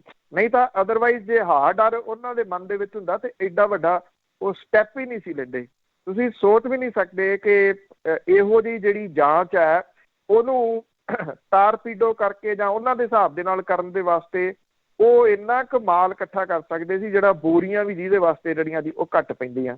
ਪਰ ਉਹ ਵੈਰੀ ਓਨੈਸਟ ਇਹ ਜਿਹੜੀ ਦੀ, ਔਰ ਜਿਹੜੇ ਖਰੀਦੇ ਨਹੀਂ ਗਏ, ਅੱਜ ਤੱਕ ਨਹੀਂ ਖਰੀਦੇ ਗਏ 23 ਸਾਲ ਦੀ ਜਿਹੜਾ ਦੀ ਉਹ ਸਰਵਿਸ ਦੇ ਵਿੱਚ, ਇਹੀ ਉਹਨਾਂ ਦੀ ਜਿਹੜੀ ਦੀ ਉਹ ਪ੍ਰਾਪਤੀ ਹੈ। ਅਸੀਂ ਜੇ ਉਹਨਾਂ ਦਾ ਜ਼ਿਕਰ ਕਰ ਰਹੇ ਹਾਂ ਤਾਂ ਇੱਦਾਂ ਦੇ ਲੋਕ ਜਿਹੜੇ ਹੁੰਦੇ ਆ ਜੀ, ਉਹ ਇਹ ਹੈ ਕਿ ਇੰਨਾ ਸੌਖਾ ਨਹੀਂ ਹੁੰਦਾ ਉਹਨਾਂ ਨੂੰ ਵੀ ਜਿਹੜਾ ਦੀ ਸਿਆਸੀ ਪਾਰਟੀਆਂ ਦਾ ਪਰੇਸ਼ਾਨ ਕਰ ਦੇਣਾ। ਲਈ ਤਾਂ ਉਹ ਵੀ ਬਹੁਤ ਕੁਛ ਬੈਠੇ ਹੋਣਗੇ ਨਾ ਜੀ, ਫਿਰ ਖਿਲਾਰ ਕੇ ਤਾਂ ਉਹ ਵੀ ਰੱਖ ਦੇਣਗੇ ਜੀ। ਕਿਉਂਕਿ ਜਿਹੜੇ ਸ਼ੀਸ਼ੇ ਦੇ ਘਰਾਂ 'ਚ ਰਹਿੰਦੇ ਆ ਉਹ ਦੂਜਿਆਂ ਦੇ ਉੱਤੇ ਪੱਥਰ ਨਹੀਂ ਮਾਰਦੇ। ਇਹ ਤਾਂ ਐਵੇਂ ਗਿੱਦੜ ਭਮਕੀਆਂ ਨੇ, ਅਸੀਂ 22 ਕਰ ਦਿਆਂਗੇ, ਆਹ ਕਰ ਦਿਆਂਗੇ, ਕਰਨ ਕਰਾਉਣ ਜੋਗੇ ਇਹ ਵੀ ਕੱਖ ਨਹੀਂ ਗੇ ਜੀ। ਸਰਬਜੀਤ ਸਿੰਘ ਜੀ। ਹਾਂਜੀ ਭੈਣ ਜੀ, ਆਪ ਜੀ ਨੂੰ ਤੇ ਪੰਨੂ ਸਾਹਿਬ ਨੂੰ ਸਤਿ ਸ੍ਰੀ ਅਕਾਲ ਜੀ। ਸਤਿ ਸ੍ਰੀ ਅਕਾਲ। ਪਹਿਲਾਂ ਤਾਂ ਬਹੁਤ ਬਹੁਤ ਤੁਹਾਡਾ ਧੰਨਵਾਦ ਜੀ, ਪੂਰੇ ਡਟੇ ਪਏ ਆ ਖਬਰਾਂ ਦੇ ਵਿੱਚ ਸਵੇਰ ਤੋਂ ਲੈ ਕੇ ਸ਼ਾਮ ਤੱਕ। ਪੰਜਾਬੀ ਰੇਡੀਓ USA ਦੀ ਪੂਰੀ ਟੀਮ ਦਾ ਬਹੁਤ ਬਹੁਤ ਧੰਨਵਾਦ, ਪੰਨੂ ਸਾਹਿਬ ਦਾ। ਪੰਨੂ ਸਾਹਿਬ ਏਦਾਂ ਵੀ ਦਰਦ ਤਾਂ ਪੰਜਾਬ ਦਾ ਬਹੁਤ ਆ ਜੀ, ਵੀ ਜਦੋਂ ਨਸ਼ੇ ਦੀ ਗੱਲ ਹੁੰਦੀ ਆ ਹੁਣ ਸਾਨੂੰ ਇੱਥੇ ਡਰ ਪਿਆ ਹੋਇਆ ਜੀ ਇਹਨਾਂ ਮੁਲਕਾਂ ਦੇ ਵਿੱਚ ਵੀ ਨਿਆਣੇ ਬਚਾ ਲਾਂਗੇ ਜੀ। ਪੰਜਾਬ ਦੇ ਤਾਂ ਚਲੋ ਹੁਣ ਤੁਹਾਨੂੰ ਪਤਾ ਹੀ ਆ, ਤੁਸੀਂ ਵੀ ਬੜਾ ਦਰਦ ਰੱਖਦੇ ਆ ਵੀ ਉੱਥੇ ਟੀਕੇ ਲਾ ਨੌਜਵਾਨ। ਇੱਥੇ ਇੰਨੇ ਪੰਜਾਬੀ ਡਰੱਗ ਵੇਚਣ ਲੱਗ ਪਏ ਜੀ ਆਪਣੇ। ਮੇਰਾ ਖਿਆਲ ਇੱਥੇ ਵੀ ਸਾਡੇ ਦੋਨੋਂ ਮੁਲਕਾਂ ਦੇ ਵਿੱਚ ਨਿਆਣੇ ਬਚਾਉਣੇ ਬੜੇ ਔਖੇ ਹੋ ਜਾਣੇ ਜੀ। ਪੰਨੂ ਸਾਹਿਬ ਲੱਗਦਾ ਇਹ ਤੇ ਕਰਿਓ ਜੀ ਕਮੈਂਟ ਕੋਈ। ਬਿਲਕੁਲ ਤੁਹਾਡੀ ਗੱਲ ਜਿਹੜੀ ਉਹ ਸਹੀ ਆ। ਪਿਛਲੇ ਵਰੇ ਜਿਹੜਾ ਜੀ ਉਦੋਂ ਪਹਿਲੇ ਇੱਥੇ ਤੁਹਾਡੇ ਏਰੀਆ ਦੇ ਵਿੱਚ ਸਾਰੇ ਆ ਕੇ ਜਿਹੜਾ ਗਿਆ ਸੀਗਾ, ਮੈਂ ਤਾਂ ਉਦੋਂ ਵੀ ਇਹ ਗੱਲ ਜਿਹੜੀ ਕਹੀ ਸੀ ਥਾਂ ਥਾਂ ਦੇ ਉੱਤੇ ਕਿ ਜਿਹੜਾ ਇਹ ਦੈਂਤ ਆ ਇਹ ਤੁਹਾਡੇ ਵੀ ਬਰੂਹਾਂ ਦੇ ਬਾਹਰ ਬੈਠਾ ਜੀ। ਔਰ ਹੁਣ ਪਤਾ ਨਹੀਂ ਕਿਵੇਂ ਬਚਾਏ ਜਾ ਸਕਣਗੇ ਬੱਚੇ ਜੀ। ਔਰ ਜੇ ਤੁਸੀਂ ਅੱਜ ਵਾਲੀ ਲਿਸਟ ਪੜ੍ਹੀ ਆ, ਜਿਹੜਾ ਕੈਨੇਡਾ ਦੇ ਵਿੱਚ ਫੜੇ ਗਏ ਆ ਜੀ 23-24 ਜਾਣੇ, ਉਹਦੇ ਵਿੱਚ ਕੁਛ ਤਾਂ ਪੁਰਾਣੇ ਜਿਹੜੇ ਨਾਮ ਨੇ, ਮੈਂ ਉਹਨਾਂ ਨੂੰ ਜਾਣਦਾ ਚੰਗੀ ਤਰ੍ਹਾਂ, ਉਹ ਟੂਰਨਾਮੈਂਟਾਂ ਦੇ ਉੱਤੇ ਅਕਸਰ ਵੇਖੇ ਜਾ ਸਕਦੇ 45-50 ਵਾਲੇ ਜਿਹੜੇ ਨੇ, ਉਹਨਾਂ ਨੇ ਨਵੀਂ ਟੀਮ ਨਾਲ ਜਿਹੜੀ ਉਹ ਗੰਢ ਲਈ ਆ। ਉਹਦੇ ਵਿੱਚ ਇੱਕ ਨੌਜਵਾਨ ਲੜਕੀ ਵੀ ਪੰਜਾਬੀ ਜਿਹੜੀ ਉਹ ਸ਼ਾਮਲ ਹੈ। ਔਰ ਇਹ ਜਿਹੜੇ ਘੱਟ ਉਮਰ ਦੇ ਨਾਲ ਜਿਹੜਾ ਜੀ ਉਹ ਲਾਈ ਜਾਂਦੇ ਨੇ, ਦੋਹਰਾ ਨੁਕਸਾਨ ਜਿਹੜਾ ਉਹ ਹੋ ਰਿਹਾ ਹੈ। ਇੱਕ ਤਾਂ ਹੁਣ 10 ਕੁਇੰਟਲ ਫੀਮ ਸਰੀ ਤੋਂ ਫੜੀ ਜਾਂਦੀ ਆ, 10 ਕੁਇੰਟਲ ਫੀਮ ਦੀ ਇਕੱਠੀ ਖੇਪ ਕਦੀ ਪੰਜਾਬ ਦੇ ਵਿੱਚ ਵੀ ਨਹੀਂ ਫੜੀ ਗਈ, 10 ਕੁਇੰਟਲ ਕੋਈ ਪਹਿਲੀ ਵਾਰੀ ਨਹੀਂ ਆ ਗਈ। ਔਰ ਸਾਡੀ ਮਾਨਸਿਕਤਾ ਦਾ ਜਲੂਸ ਇੰਨਾ ਕੁ ਨਿਕਲ ਚੁੱਕਿਆ ਹੈ ਕਿ ਜਿੱਦਣ ਇਹਦੀ ਪਾਈ ਜਿਹੜੀ ਖਬਰ ਤੇ ਵੀ ਏਦਾਂ ਫੜੀ ਗਈ, ਤੇ ਇੱਕ ਸੱਜਣ ਥੱਲੇ ਲਿਖਦੇ ਆ ਵੀ ਪਹਿਲਾਂ ਤੁਸੀਂ ਕੈਨੇਡਾ ਦੇ ਵਿੱਚ ਡੋਡਿਆਂ ਦਾ ਰੌਲਾ ਪਾ ਕੇ ਡੋਡੇ ਬੰਦ ਕਰਵਾਤੇ ਸੀ, ਅਸੀਂ ਫੀਮ ਜਿਹੜੇ ਦੀ ਉਹ ਖਾਣ ਲੱਗ ਗਏ, ਹੁਣ ਕਹਿੰਦੇ ਵੀ ਤੁਸੀਂ ਰੌਲਾ ਪਾ ਕੇ ਇਹ ਫੀਮ ਬੰਦ ਨਾ ਕਰਾ ਦਿਓ, ਫਿਰ ਸਾਨੂੰ ਚਿੱਟੇ ਵੱਲ ਜਾਣਾ ਪਊਗਾ। ਇੱਕ ਵਿਅਕਤੀ ਕਮੈਂਟ ਕਰ ਰਿਹਾ ਜੀ ਥੱਲੇ, ਜਿਹੜੇ ਲੋਕ ਇਹ ਕਹਿੰਦੇ ਆ ਨਾ ਪੰਜਾਬ ਦੇ ਵਿੱਚ ਖਸਖਸ ਦੀ ਖੇਤੀ ਦੀ ਪਰਮਿਸ਼ਨ ਮਿਲ ਜਾਣੀ ਚਾਹੀਦੀ, ਮੈਂ ਉਹਦੇ ਇਸ ਕਰਕੇ ਕੱਟੜ ਵਿਰੋਧੀ ਆ ਉਸ ਚੀਜ਼ ਦੇ ਕਿ ਜਿਹੜਾ ਇੱਕ ਨਸ਼ੇ ਦਾ ਹੱਲ ਦੂਜਾ ਨਸ਼ਾ ਕਿਵੇਂ ਹੋ ਸਕਦਾ। ਵੀ ਜੇ ਖਸਖਸ ਦੀ ਖੇਤੀ ਇੱਥੇ ਹੋਣ ਲੱਗ ਗਈ ਤੇ ਇਹਨਾਂ ਚੋਂ ਕਿਸੇ ਨੇ ਘਰੇ ਨਹੀਂ ਆਉਣਾ ਜੀ, ਇਹ ਖੇਤਾਂ ਦੇ ਵਿੱਚੋਂ ਹੀ ਲੰਮੇ ਪਏ ਜਿਹੜੇ ਉਹ ਲੱਭਿਆ ਕਰਨਗੇ। ਮਤਲਬ ਕਿ ਸਾਡੀ ਮਾਨਸਿਕਤਾ ਇਸ ਕਿਸਮ ਦੀ ਜਿਹੜੀ ਦੀ ਉਹ ਹੋ ਚੁੱਕੀ ਹੋਈ ਆ ਕਿ ਅਸੀਂ ਅਮੀਰ ਹੋਣਾ, ਉਹਦੇ ਵਾਸਤੇ ਜੇ ਕਿਸੇ ਦਾ ਪੁੱਤ ਧੀ ਸਿਵਿਆਂ ਦੇ ਰਾਹ ਪੈਂਦਾ ਤੇ ਪੈ ਜੇ, ਉਹਨਾਂ ਨੂੰ ਕੋਈ ਪਰਵਾਹ ਨਹੀਂ ਉਸ ਚੀਜ਼। ਪਤਾ ਨਹੀਂ ਕੈਸੀ ਰੈਟ ਰੇਸ ਜਿਹੜੀ ਦੀ ਸ਼ੁਰੂ ਹੋ ਗਈ ਹੋਈ ਆ। ਆਹ ਜਿਹੜੇ ਪੌਲ ਹੋਣੀ ਗੱਲ ਕਰ ਰਹੇ ਸੀਗੇ ਮਿਲੀਅਨ ਟ੍ਰਿਲੀਅਨ ਬਿਲੀਅਨ ਵਾਲੀ, ਉਹ ਇਹਨਾਂ ਦੇ ਨਹੀਂ ਦੱਸਦੇ, ਇਹਨਾਂ ਨੂੰ ਮੀਡੀਆ ਦੇ ਜਿਹੜਾ ਜੀ ਉਹ ਮੀਡੀਆ ਦੇ ਉੱਤੇ ਲਾ ਰਹੇ ਆ, ਜਦੋਂ ਕਿ ਉਹ ਸਮਗਲਰ ਨੇ ਜਿਹੜੇ ਕਿ ਸਾਡੇ ਪੁੱਤ ਧੀਆਂ ਜਿਹੜੇ ਨੇ ਉਹਨਾਂ ਨੂੰ ਉਹ ਸਿਵਿਆਂ ਦੇ ਵਿੱਚ ਪਹੁੰਚਾ ਚੁੱਕੇ ਆ ਬਹੁਤ ਸਾਰਿਆਂ ਨੂੰ, ਬਾਕੀਆਂ ਨੂੰ ਜਿਹੜੇ ਰਹਿੰਦਿਆਂ ਨੂੰ ਪਹੁੰਚਾ ਦੇਣਗੇ। ਕੈਲੀਫੋਰਨੀਆ ਦਾ ਮੈਨੂੰ ਐਗਜ਼ੈਕਟਲੀ ਨਹੀਂ ਪਤਾ, ਜਿਹੜੀ ਚੀਜ਼ ਦਾ ਨਹੀਂ ਪਤਾ ਮੈਂ ਉਹਦੇ ਉੱਤੇ ਟਿੱਪਣੀ ਨਹੀਂ ਕਰੂੰਗਾ। ਓਨਟਾਰੀਓ ਦੇ ਵਿੱਚ ਤੁਸੀਂ ਜਿਹੜੇ ਡੀ ਐਡਿਕਸ਼ਨ ਸੈਂਟਰ ਨੇ, ਬ੍ਰਿਟਿਸ਼ ਕੋਲੰਬੀਆ ਦੇ ਵਿੱਚ ਡੀ ਐਡਿਕਸ਼ਨ ਸੈਂਟਰ ਨੇ, ਉਹਨਾਂ ਦੇ ਵਿੱਚ ਬੈੱਡਾਂ ਦੇ ਉੱਤੇ ਪਏ ਲੋਕਾਂ ਦੀ ਜਾ ਕੇ ਪਹਿਚਾਣ ਕਰਨਾ ਮੈਂ ਆਪ ਜਿਹੜਾ ਦੀ ਉਹ ਦੇਖੇ ਹੋਏ ਆ ਕਿ ਉਹ ਕੌਣ ਨੇ। ਫਿਰ ਕਈ ਲੋਕ ਕਹਿੰਦੇ ਆ ਕਿ ਤੁਸੀਂ ਨਾਮ ਨਾ ਛਾਪਿਆ ਕਰੋ, ਸਾਡੀ ਕਮਿਊਨਿਟੀ ਦੀ ਜਿਹੜੀ ਆ ਉਹ ਬਦਨਾਮੀ ਹੁੰਦੀ ਆ ਜਦੋਂ ਪਿੱਛੇ ਲਾਸਟ ਨੇਮ ਦਾ ਵਿਚਾਲੇ ਜਿਹੜਾ ਸਿੰਘ ਉਹਨਾਂ ਦਾ ਜਿਹੜਾ ਦੀ ਅਸੀਂ ਨਾਮ ਪੜ੍ਹਦੇ ਆ। ਅਸੀਂ ਤਾਂ ਇਸ ਗੱਲ ਤੋਂ ਵੀ ਡਰਦੇ ਹਾਂ ਕਿ ਇਹ ਤੁਸੀਂ ਬਾਹਰ ਨਾ ਜਿਹੜਾ ਜੀ ਕੱਢ ਦਿਓ, ਵੀ ਜੋ ਕੁਝ ਹੁੰਦਾ ਹੋਈ ਜਾਣ ਦਿਓ। ਕਈ ਮਿਲੀਅਨ ਡਾਲਰ ਦੇ ਬਿਜ਼ਨਸ ਖੜੇ ਕਰੀ ਇਹ ਬੈਠੇ ਨੇ ਇਧਰ ਕੈਨੇਡਾ ਦੇ ਵਿੱਚ। ਤਾਂ ਇਹ ਆ ਕਿ ਮੈਂ ਕਿਉਂਕਿ ਮੇਰੇ ਉੱਤੇ ਇੱਥੇ ਕੇਸ ਪੈ ਗਿਆ ਸੀਗਾ ਤੇ ਮੈਂ ਜਾ ਨਾ ਸਕਿਆ ਉਦੋਂ 3-4 ਸਾਲ ਜਿਹੜੀ ਉੱਥੇ ਟੈਕਸ ਦਾ ਰਿਟਰਨ ਭਰਦੇ ਆ ਜੀ, ਉਹ ਮੈਨੂੰ ਜਾ ਕੇ ਫਿਰ ਜਿਹੜੀ ਸੀ ਉਹ ਇਕੱਠੀ ਭਰਨੀ ਪਈ 4 ਸਾਲਾਂ ਦੀ, ਕਿਉਂਕਿ 4 ਸਾਲ ਮੈਨੂੰ ਉਹਦਾ ਫਾਈਨ ਪੈ ਗਿਆ ਜੀ। ਉਹ ਫਾਈਨ ਦੇਣਾ ਪਿਆ। ਰੈਵਨਿਊ ਡਿਪਾਰਟਮੈਂਟ ਜਿਹੜਾ ਜੀ ਇੱਦਾਂ ਤਾਂ ਫਾਈਨ 1 ਮਿੰਟ ਚਲਾਉਂਦਾ, ਪਰ ਰੈਵਨਿਊ ਡਿਪਾਰਟਮੈਂਟ ਕੈਨੇਡਾ ਦਾ ਅੱਖਾਂ ਮੀਟੀ ਬੈਠਾ ਕਿ ਇੱਕ ਬੰਦੇ ਦੇ 10-10 ਮਿਲੀਅਨ ਡਾਲਰ ਵਾਲੇ 10 ਸਟੋਰ ਕਿਵੇਂ ਬਣ ਗਏ, ਇੱਕ ਬੰਦੇ ਦੇ ਕੋਲੇ 1000 ਟਰੱਕ ਜਿਹੜੇ ਉਹ ਕਿੱਥੋਂ ਆ ਗਏ, ਇੱਕ ਬੰਦੇ ਦੇ ਕੋਲੇ 20 ਮਿਲੀਅਨ ਡਾਲਰ ਦਾ ਘਰ ਜਿਹੜਾ ਜੀ ਉਹ ਕਿੱਥੋਂ ਆ ਗਿਆ, ਔਰ ਇੱਕ ਬੰਦੇ ਦੇ ਕੋਲੇ ਉਹਦੇ ਮੁੰਡੇ ਦੇ ਕੋਲੇ ਜਿਹੜੀਆਂ ਡਿਫਰੈਂਟ ਕਲਰ ਦੀਆਂ ਸੇਮ ਕੰਪਨੀ ਦੀਆਂ 10 ਕਾਰਾਂ ਕਿੱਥੋਂ ਆ ਗਈਆਂ। ਉੱਥੇ ਸਾਰਾ ਕੁਝ ਜਿਹੜਾ ਜੀ ਉਹ ਅੱਖਾਂ ਜਿਹੜੀਆਂ ਉਹ ਮੀਟੀ ਬੈਠੇ ਨੇ। ਇਹ ਦੈਂਤ ਤੁਹਾਡੇ ਆਲੇ ਦੁਆਲੇ ਆ ਜੀ, ਬਚ ਸਕੋਗੇ ਜਾਂ ਨਹੀਂ ਬਚ ਸਕੋਗੇ ਕੁਝ ਨਹੀਂ ਇਹਦੇ ਬਾਰੇ ਕਿਹਾ ਜਾ ਸਕਦਾ ਜੀ। ਇੰਨਾ ਜ਼ਰੂਰ ਹੈ ਕਿ ਜਿਸ ਕਿਸਮ ਦੇ ਨਾਲ ਇੱਕ ਵਾਰੀ ਫੇਰ ਬਹੁਤ ਜ਼ਿਆਦਾ ਇਹਦਾ ਚਰਚਾ ਜਿਹੜਾ ਉਹ ਹੋ ਰਿਹਾ, ਪਤਾ ਨਹੀਂ ਇਹ ਕਿੱਧਰ ਨੂੰ ਜਿਹੜਾ ਜੀ ਉਹ ਲੈ ਜਾਊਗਾ। ਕੁਝ ਲੋਕ ਨੇ ਇਸ ਭਾਈਚਾਰੇ ਦੇ ਵਿੱਚ ਉਹ ਕਈ ਸਾਲ ਦੀ ਮਿਹਨਤ ਤੋਂ ਬਾਅਦ ਇੱਕ ਬਹੁਤ ਰਿਸਪੈਕਟਡ ਨਾਮ ਜਿਹੜਾ ਜੀ ਉਹ ਬਣਾਉਂਦੇ ਆ। ਮੈਂ ਇੱਕ ਵੀਡੀਓ ਦੇਖ ਰਿਹਾ ਸੀਗਾ ਜਦੋਂ ਲੋਕਡਾਊਨ ਲੱਗਿਆ ਤੇ ਪੁਲਿਸ ਦੀਆਂ ਕਾਰਾਂ ਉੱਥੇ ਰਿਸਪੈਕਟ ਵਜੋਂ ਉਸ ਗੁਰਦੁਆਰੇ ਦੇ ਬਾਹਰ ਜਿਹੜਾ ਉਹ ਪਰਿਕਰਮਾ ਦੇ ਰੂਪ ਦੇ ਵਿੱਚ ਆਈਆਂ ਸੀਗੀਆਂ, ਇਹ ਰਿਗਾਰਡ ਦੇਣ ਦੇ ਵਾਸਤੇ, ਰਿਸਪੈਕਟ ਦੇਣ ਦੇ ਵਾਸਤੇ ਕਿ ਤੁਸੀਂ ਰੋਟੀ ਦੇ ਰੂਪ 'ਚ ਲੋਕਾਂ ਦੀ ਬਹੁਤ ਮਦਦ ਕੀਤੀ। ਤੇ ਕੁਝ ਕੁ ਹਫ਼ਤਿਆਂ ਤੋਂ ਬਾਅਦ ਕਾਰਾਂ ਫੇਰ ਸੀ, ਪਰ ਉਦੋਂ ਇੱਕ ਦੂਜੇ ਦੇ ਸਿਰ ਜਿਹੜਾ ਦੀ ਉਹ ਪਾਟੇ ਹੋਏ ਸੀ। ਇੱਕ ਪਾਸੇ ਕੁਝ ਲੋਕ ਚੰਗਾ ਬਣਾਉਣ ਦੀ ਕੋਸ਼ਿਸ਼ ਕਰਦੇ ਆ ਤੇ ਦੂਜੇ ਜਿਹੜੇ ਨੇ ਉਹ ਬਣਾ ਕੇ ਖੀਰ ਉਹਦੇ ਉੱਤੇ ਸਵਾਹ ਜਿਹੜੀ ਹੈ ਜੀ ਇਹੋ ਜਿਹੇ ਲੋਕ ਭੁੱਖ ਦਿੰਦੇ ਆ ਜਿਹੜੇ ਸਮਗਲਿੰਗ 'ਚ ਲੱਗੇ ਜੀ। ਸਤਨਾਮ ਸਿੰਘ ਜੀ। ਹਾਂਜੀ, ਸਤਿ ਸ਼੍ਰੀ ਅਕਾਲ ਭੈਣ ਜੀ। ਪੰਨੀ ਭਾਈ ਸਤਿ ਸ਼੍ਰੀ ਅਕਾਲ ਜੀ। ਸਤਿ ਸ਼੍ਰੀ ਅਕਾਲ। ਸਤਿ ਸ਼੍ਰੀ ਅਕਾਲ ਜੀ। ਹਾਂਜੀ ਪੰਨੂ ਸਾਹਿਬ, ਜਿਸ ਤਰ੍ਹਾਂ ਹੁਣ ਚੋਣਾਂ ਮੋਹਰੇ ਆ ਰਹੀਆਂ, ਸਾਰੀਆਂ ਪਾਰਟੀਆਂ ਪੱਤੇ ਖੇਡ ਰਹੀਆਂ ਤੇ ਕੋਈ ਕਹਿੰਦਾ ਉਪ ਮੁੱਖ ਮੰਤਰੀ ਬਣਾ ਦੇਣਾ ਦਲਿਤ ਨੂੰ, ਕੋਈ ਕਹਿੰਦਾ ਮੁੱਖ ਮੰਤਰੀ ਬਣਾ ਦੇਣਾ। ਤੇ ਮੈਂ ਪੁੱਛਣਾ ਪਾਵਾਂ ਕਿ ਹਜੇ ਵੀ ਜਿਹੜਾ ਦਲਿਤ ਭਾਈਚਾਰਾ ਇਹਨਾਂ ਮਗਰ ਲੱਗ ਜਾਓ, ਕਿਉਂਕਿ ਫਾਇਦਾ ਤਾਂ ਉਹਨਾਂ ਨੂੰ ਕੋਈ ਨਹੀਂ ਹੋਣਾ ਇਹਨਾਂ ਦਾ। ਜਿਹੜੇ ਉਹਨੇ ਲਿਆਉਣੇ ਉਹ ਤਾਂ ਆਪਣੇ ਆਪ ਨੂੰ ਮੰਨਦੇ ਨਹੀਂ, ਉਹ ਦਲਿਤ ਆ ਤੇ ਉਹਨੇ ਕੋਈ ਹੈਲਪ ਤਾਂ ਕਰਨੀ ਨਹੀਂ ਹੈ। ਤੇ ਹੁਣ ਜਿੱਦਾਂ ਰਾਸ਼ਟਰਪਤੀ ਵੀ ਤਾਂ ਹੈਗਾ, ਉਹਦਾ ਕੀ ਦਲਿਤ ਭਾਈ ਨੂੰ ਕੀ ਉਹਦਾ ਅਸਰ, ਉਹਦਾ ਹੈਗਾ ਫਾਇਦਾ ਹੋਇਆ ਉਹਨਾਂ ਨੂੰ, ਹੈ ਨਾ? ਉਹਨੇ ਕੋਈ ਕਰਨਾ ਤਾਂ ਹੈ ਨਹੀਂ, ਇਹ ਆਪਣੀ ਮਰਜ਼ੀ ਨਾਲ ਇਹਨਾਂ ਬੰਦੇ ਲੈ ਕੇ ਆਉਣੇ, ਜੇ ਲੈ ਕੇ ਵੀ ਆਏ ਤੇ ਉਹ ਤਾਂ ਆਪਣੇ ਆਪ ਨੂੰ ਮੰਨਦੇ ਨਹੀਂ। ਤੇ ਇਹ ਤਾਂ ਦੱਸੋ ਵੀ ਕੀ ਹੋਊਗਾ ਦਾ। Thank you. ਦੇਖੋ, ਇਸ ਭਾਈਚਾਰੇ ਦੀ ਇੱਕ ਸਮੱਸਿਆ ਜਿਹੜੀ ਉਹ ਰਹੀ ਹੈ ਕਿ ਜਿਹਦੇ ਉੱਤੇ ਇਹਨਾਂ ਨੇ ਵਿਸ਼ਵਾਸ ਕੀਤਾ ਆਪਦੇ ਲੀਡਰ ਦੇ, ਉਹ ਮੁੜ ਕੇ ਹੋ ਜਾਂਦਾ ਜੀ ਅਮੀਰ ਦਿਨਾਂ 'ਚ। ਤੇ ਜਦੋਂ ਉਹ ਅਮੀਰ ਹੋ ਜਾਂਦਾ ਤੇ ਉਹ ਫਿਰ ਕਹਿੰਦਾ ਮੈਂ ਤਾਂ ਤੁਹਾਡੇ ਵਿੱਚੋਂ ਹੈ ਹੀ ਨਹੀਂ। ਇਹਦੇ ਵਿੱਚ ਸਭ ਤੋਂ ਵੱਡੀ ਮਿਸਾਲ ਜਿਹੜੀ ਹੈ ਨਾ ਜੀ, ਉਹ ਬੀਬੀ ਮਾਇਆਵਤੀ ਹੋਰਾਂ ਦੀ ਜਾ ਸਕਦੀ ਹੈ। ਬੀਬੀ ਮਾਇਆਵਤੀ ਹੋਈ ਇੱਕ ਟੀਚਰ ਸੀਗੇ ਤੇ ਹੁਸ਼ਿਆਰਪੁਰ ਦੇ ਵਿੱਚ ਬਾਬੂ ਕਾਸ਼ੀ ਰਾਮ ਹੋਰਾਂ ਦੇ ਘਰੇ ਜਦੋਂ ਆਉਂਦੇ ਸੀਗੇ, ਪਤਾ ਕਰ ਲੈਣਾ, ਤੇ ਉਹ ਬੱਸ ਤੋਂ ਉਤਰ ਕੇ ਰਕਸ਼ਾ ਲੈ ਕੇ ਉਹਨਾਂ ਦੇ ਘਰੇ ਜਾਂਦੇ ਹੁੰਦੇ ਸੀ। ਤੇ ਅੱਜ ਜੇ ਤੁਸੀਂ ਦੇਖੋ ਤੇ ਕੁਇੰਟਲ ਦੇ ਕਰੀਬ ਤਾਂ ਉਹ ਸੋਨਾ ਡਿਕਲੇਅਰ ਕਰਦੇ ਆ ਆਪਣੀ ਰਿਟਰਨ ਦੇ ਵਿੱਚ। ਚਲੋ, ਉਹ ਇਹ ਕਹਿੰਦੇ ਜੀ ਕਿ ਮੈਂ ਦਲਿਤ ਦੀ ਬੇਟੀ ਆ, ਇਸ ਕਰਕੇ ਮੈਨੂੰ ਇਹ ਗਿਫਟ ਕੀਤਾ। ਹੁਣ ਇਹ ਗਿਫਟ ਕਿਵੇਂ ਇੰਨਾ ਹੋ ਗਿਆ, ਆਪਣੇ ਆਪ 'ਚ ਸਵਾਲ ਹੈ। ਸੋ ਇਸ ਕਰਕੇ ਨਾ ਜੀ ਇਹ ਬਦਕਿਸਮਤੀ ਜਿਹੜੀ ਉਹ ਰਹੀ ਕਿ ਇੱਕ ਤਾਂ ਕੋਈ ਏਦਾਂ ਦਾ ਲੀਡਰ ਨਹੀਂ ਉਹ ਮਿਲ ਸਕਿਆ। ਬਾਬਾ ਸਾਹਿਬ ਅੰਬੇਦਕਰ ਤੋਂ ਬਾਅਦ ਕਾਸ਼ੀ ਰਾਮ ਹੋਰਾਂ ਨੇ ਇੱਕ ਵਾਰੀ ਕੋਸ਼ਿਸ਼ ਬਹੁਤ ਕਮਾਲ ਦੀ ਕੀਤੀ, ਔਰ ਉਹ ਪਾਰਟੀ ਨੂੰ ਲੈ ਵੀ ਬਹੁਤ ਉੱਪਰ ਗਏ, ਔਰ ਇੱਕ ਟਾਈਮ ਮੁਲਕ ਦੀ ਰਾਜਨੀਤੀ ਦੇ ਵਿੱਚ ਉਹਨੂੰ ਬਦਲ ਦੇ ਵਜੋਂ ਜਿਹੜੀਆਂ ਰਵਾਇਤੀ ਪਾਰਟੀਆਂ ਨੇ ਉਹਦੇ ਬਦਲ ਦੇ ਵਜੋਂ ਵੇਖਿਆ ਜਾਣ ਲੱਗਿਆ। ਫਿਰ ਮਾਇਆਵਤੀ ਦੀ ਉਹਦੇ ਵਿੱਚ ਸਟਰੋਂਗਲੀ ਐਂਟਰੀ ਹੁੰਦੀ ਹੈ।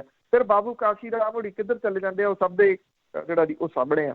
ਇੱਕ ਤਾਂ ਐਜੂਕੇਸ਼ਨ ਹੈ, ਉਹਦੇ ਵਾਸਤੇ ਉਹ ਸੋਚਣਾ ਪਊਗਾ। ਐਜੂਕੇਸ਼ਨ ਹਰ ਸਮੱਸਿਆ ਦਾ ਹੱਲ ਹੈ ਜੀ। ਜਿੰਨੀ ਦੇਰ ਤੱਕ ਕੋਈ ਭਾਈਚਾਰਾ ਉਹ ਐਜੂਕੇਟ ਨਹੀਂ ਹੁੰਦਾ, ਉਹ ਪੜ੍ਹ ਲਿਖ ਨਹੀਂ ਜਾਂਦਾ, ਉਹ ਸਵਾਲ ਕਰਨ ਜੋਗਾ ਨਹੀਂ ਹੋ ਜਾਂਦਾ, ਉਨੀ ਦੇਰ ਤੱਕ ਇਸ ਸਮੱਸਿਆ ਦਾ ਹੱਲ ਕਿਸੇ ਰਾਜਨੀਤਿਕ ਪਾਰਟੀ ਨੇ ਡਿਪਟੀ ਮੁੱਖ ਮੰਤਰੀ, ਡਿਪਟੀ ਪ੍ਰਧਾਨ ਮੰਤਰੀ, ਰਾਸ਼ਟਰਪਤੀ ਤੱਕ ਬਣਾ ਕੇ ਉਹ ਨਹੀਂ ਕਰਨਾ। ਨਾ ਉਹਦੇ ਵਿੱਚੋਂ ਇਹ ਹੱਲ ਉਹ ਕੱਢਿਆ ਕੋਈ ਜਾ ਸਕਦਾ। ਮਿਸਾਲ ਤੁਸੀਂ ਆਪ ਹੀ ਰਾਸ਼ਟਰਪਤੀ ਹੋਰਾਂ ਦੀ ਉਹ ਦੇਤੀ, ਵਧੀਆ ਦੇਤੀ ਵੀ ਉਹਨਾਂ ਦੇ ਬਣਨ ਦੇ ਨਾਲ ਵੋਟ ਬੈਂਕ ਤਾਂ ਕਿਸੇ ਦਾ ਹੋ ਸਕਦਾ ਉਹ ਪੱਕਾ ਹੋ ਗਿਆ ਹੋਵੇ। ਉਹਨੂੰ ਤਾਂ ਵਿਚਾਰਿਆਂ ਨੂੰ ਇੱਕ ਧਾਰਮਿਕ ਸਥਾਨ ਦਾ ਨੀਂਹ ਪੱਥਰ ਰੱਖਣਾ ਸੀ, ਉੱਥੇ ਨਹੀਂ ਉਹ ਜਾਣ ਦਿੱਤਾ ਗਿਆ। ਮਾਨਸਿਕਤਾ ਹੀ ਨਹੀਂ ਬਦਲੀ ਜਦੋਂ, ਤੇ ਫਿਰ ਉਹਦੇ ਵਿੱਚੋਂ ਤੁਸੀਂ ਬਾਕੀ ਕੀ ਬਦਲ ਸਕਦੇ ਹੋ? ਸੁਸਾਇਟੀ ਕਿਵੇਂ ਬਦਲ ਸਕਦੇ ਹੋ? ਸਮਾਜ ਕਿਵੇਂ ਬਦਲ ਸਕਦੇ ਹੋ? ਪਹਿਲਾਂ ਤਾਂ ਤੁਹਾਨੂੰ ਮਾਨਸਿਕਤਾ ਉਹ ਬਦਲਣੀ, ਕੀ ਉਹ ਬਦਲੀ ਹੈ? ਨਹੀਂ ਬਦਲੀ ਜੀ। ਬਿਲਕੁਲ। ਲਾਸਟ ਕਾਲਰ ਨੇ ਜਗਤਾਰ ਸਿੰਘ ਜੀ, ਸਤਿ ਸ਼੍ਰੀ ਅਕਾਲ। ਹਾਂਜੀ, ਸਤਿ ਸ਼੍ਰੀ ਅਕਾਲ ਭੈਣ ਜੀ। ਪੰਨੂ ਸਾਹਿਬ ਸਤਿ ਸ਼੍ਰੀ ਅਕਾਲ। ਸਤਿ ਸ਼੍ਰੀ ਅਕਾਲ ਜੀ। ਹਾਂਜੀ, ਬਹੁਤ ਭਰਪੂਰ ਜਾਣਕਾਰੀ ਹੈ ਜੀ। ਇੱਕ ਹੋਰ ਜਾਣਕਾਰੀ ਲੈਣੀ, ਇੰਡੀਆ ਤੋਂ ਪਰਿਵਾਰ ਤੁਰ ਰਿਹਾ ਦਿੱਲੀ ਏਅਰਪੋਰਟ ਵੱਲ ਨੂੰ। ਅੱਜ ਉਹਨਾਂ ਦੀ ਕੱਲ੍ਹ ਦੀ ਰਾਤ ਨੂੰ ਫਲਾਈਟ ਹੋਣੀ ਹੈ। ਰਸਤੇ ਦੇ ਵਿੱਚ ਕੋਈ ਪ੍ਰੋਬਲਮ ਤਾਂ ਨਹੀਂ ਆਏਗੀ? ਜਿਸ ਤਰ੍ਹਾਂ ਲੋਕਡਾਊਨ ਹੈ, ਜਾਂ ਕੀ ਪ੍ਰੀਕਾਸ਼ਨਸ ਲੈਣੇ ਚਾਹੀਦੇ, ਕਿਹੜੇ ਪੇਪਰ ਵਰਕ ਆਪਣੇ ਕੋਲ ਹੋਣਾ ਚਾਹੀਦਾ? ਥੋੜਾ ਜਿਹਾ ਅਪਡੇਟ ਦੇ ਦਿਓ। Thank you. ਦੇਖੋ, ਨਹੀਂ ਪ੍ਰੋਬਲਮ ਨਹੀਂ ਆਉਂਦੀ, ਕਿਉਂਕਿ ਜਿਹੜੀ ਪਬਲਿਕ ਟਰਾਂਸਪੋਰਟ ਹੈ, ਚਾਹੇ ਉਹ ਟੈਕਸੀ ਆ, ਚਾਹੇ ਉਹ ਬੱਸਿਸ ਨੇ, ਚਾਹੇ ਉਹ ਮੈਟਰੋ ਆ, ਉਹਦੇ ਵਿੱਚ 50% ਉਹਨਾਂ ਨੇ ਇਹ ਜ਼ਰੂਰ ਕਿਹਾ ਕਿ ਅੱਧੇ ਉਹ ਰਹਿਣਗੇ, ਪਰ ਉਹਦੇ ਉੱਤੇ ਕਿਸੇ ਕਿਸਮ ਦੀ ਰੋਕ ਨਹੀਂ ਗੀ। ਉਹਨਾਂ ਦੇ ਕੋਲੇ ਜਿਹੜੇ ਡਾਕੂਮੈਂਟ ਉਹਨਾਂ ਨੇ ਟਰੈਵਲਿੰਗ ਦੇ ਵਾਸਤੇ ਯੂਜ਼ ਕਰਨੇ ਆ, ਉਹੀ ਡਾਕੂਮੈਂਟ ਨੇ। ਪਾਸਪੋਰਟ ਹੈ ਉਹਨਾਂ ਕੋਲੇ, ਟਿਕਟ ਖਾਸ ਤੌਰ ਦੇ ਉੱਤੇ ਟਿਕਟ ਦੀ ਕਾਪੀ, ਪਾਸਪੋਰਟ ਕਿਸੇ ਪੁਲਿਸ ਵਾਲੇ ਨੂੰ ਵਿਖਾਉਣ ਦੀ ਜ਼ਰੂਰਤ ਨਹੀਂ ਹੈਗੀ। ਜਿਹੜੀ ਟਿਕਟ ਹੈ ਉਹਦੀ ਉਹ ਇੱਕ ਫੋਟੋ ਕਾਪੀ ਉਹ ਨਾਲ ਰੱਖਣ, ਉਹ ਉਹਨਾਂ ਨੂੰ ਦਿਖਾ ਦੇਣ, ਚਾਹੇ ਉਹ ਫੋਨ ਦੇ ਵਿੱਚ ਆ, ਫੋਨ ਦੇ ਵਿੱਚ ਵੀ ਵੈਲਿਡ ਹੈ, ਉਹ ਦਿਖਾਈ ਜਾ ਸਕਦੀ ਹੈ। ਕੋਈ ਸਮੱਸਿਆ ਉਹ ਨਹੀਂ ਆਊਗੀ। ਬਿਲਕੁਲ ਘਬਰਾਉਣ ਦੀ, ਡਰਨ ਦੀ ਲੋੜ ਨਹੀਂ ਗੀ ਜੀ। ਏਅਰਪੋਰਟ ਤੱਕ ਉਹ ਜਾ ਸਕਦੇ ਆ। ਸੜਕਾਂ ਬੰਦ ਨਹੀਂ ਗਈਆਂ ਜੀ, ਨਾ ਸੜਕਾਂ ਦੇ ਉੱਤੇ ਚੱਲ ਰਿਹਾ ਟ੍ਰੈਫਿਕ ਹੈ ਉਹ ਬੰਦ ਜੀ। ਬਹੁਤ ਬਹੁਤ ਧੰਨਵਾਦ ਬਲਤੇਜ ਪੰਨੂ। ਮਿਹਰਬਾਨੀ ਜੀ, ਧੰਨਵਾਦ ਜੀ। ਸਤਿ ਸ਼੍ਰੀ ਅਕਾਲ ਜੀ। ਤੇ ਸਰੋਤੇ ਸਨ ਬਲਤੇਜ ਪੰਨੂ ਜੋ ਸਾਡੇ ਨਾਲ ਜੁੜਦੇ ਨੇ, ਕਰਦੇ ਨੇ ਖਬਰਾਂ। ਇਸੇ ਦੇ ਨਾਲ ਸਾਡਾ ਅੱਜ ਦਾ ਬੁਲੇਟਿਨ ਇੱਥੇ ਸਮਾਪਤ। ਬਲਵਿੰਦਰ ਕੌਰ ਵੱਲੋਂ ਆਪ ਸਭ ਨੂੰ ਪਿਆਰ ਭਰੀ ਸਤਿ ਸ਼੍ਰੀ ਅਕਾਲ।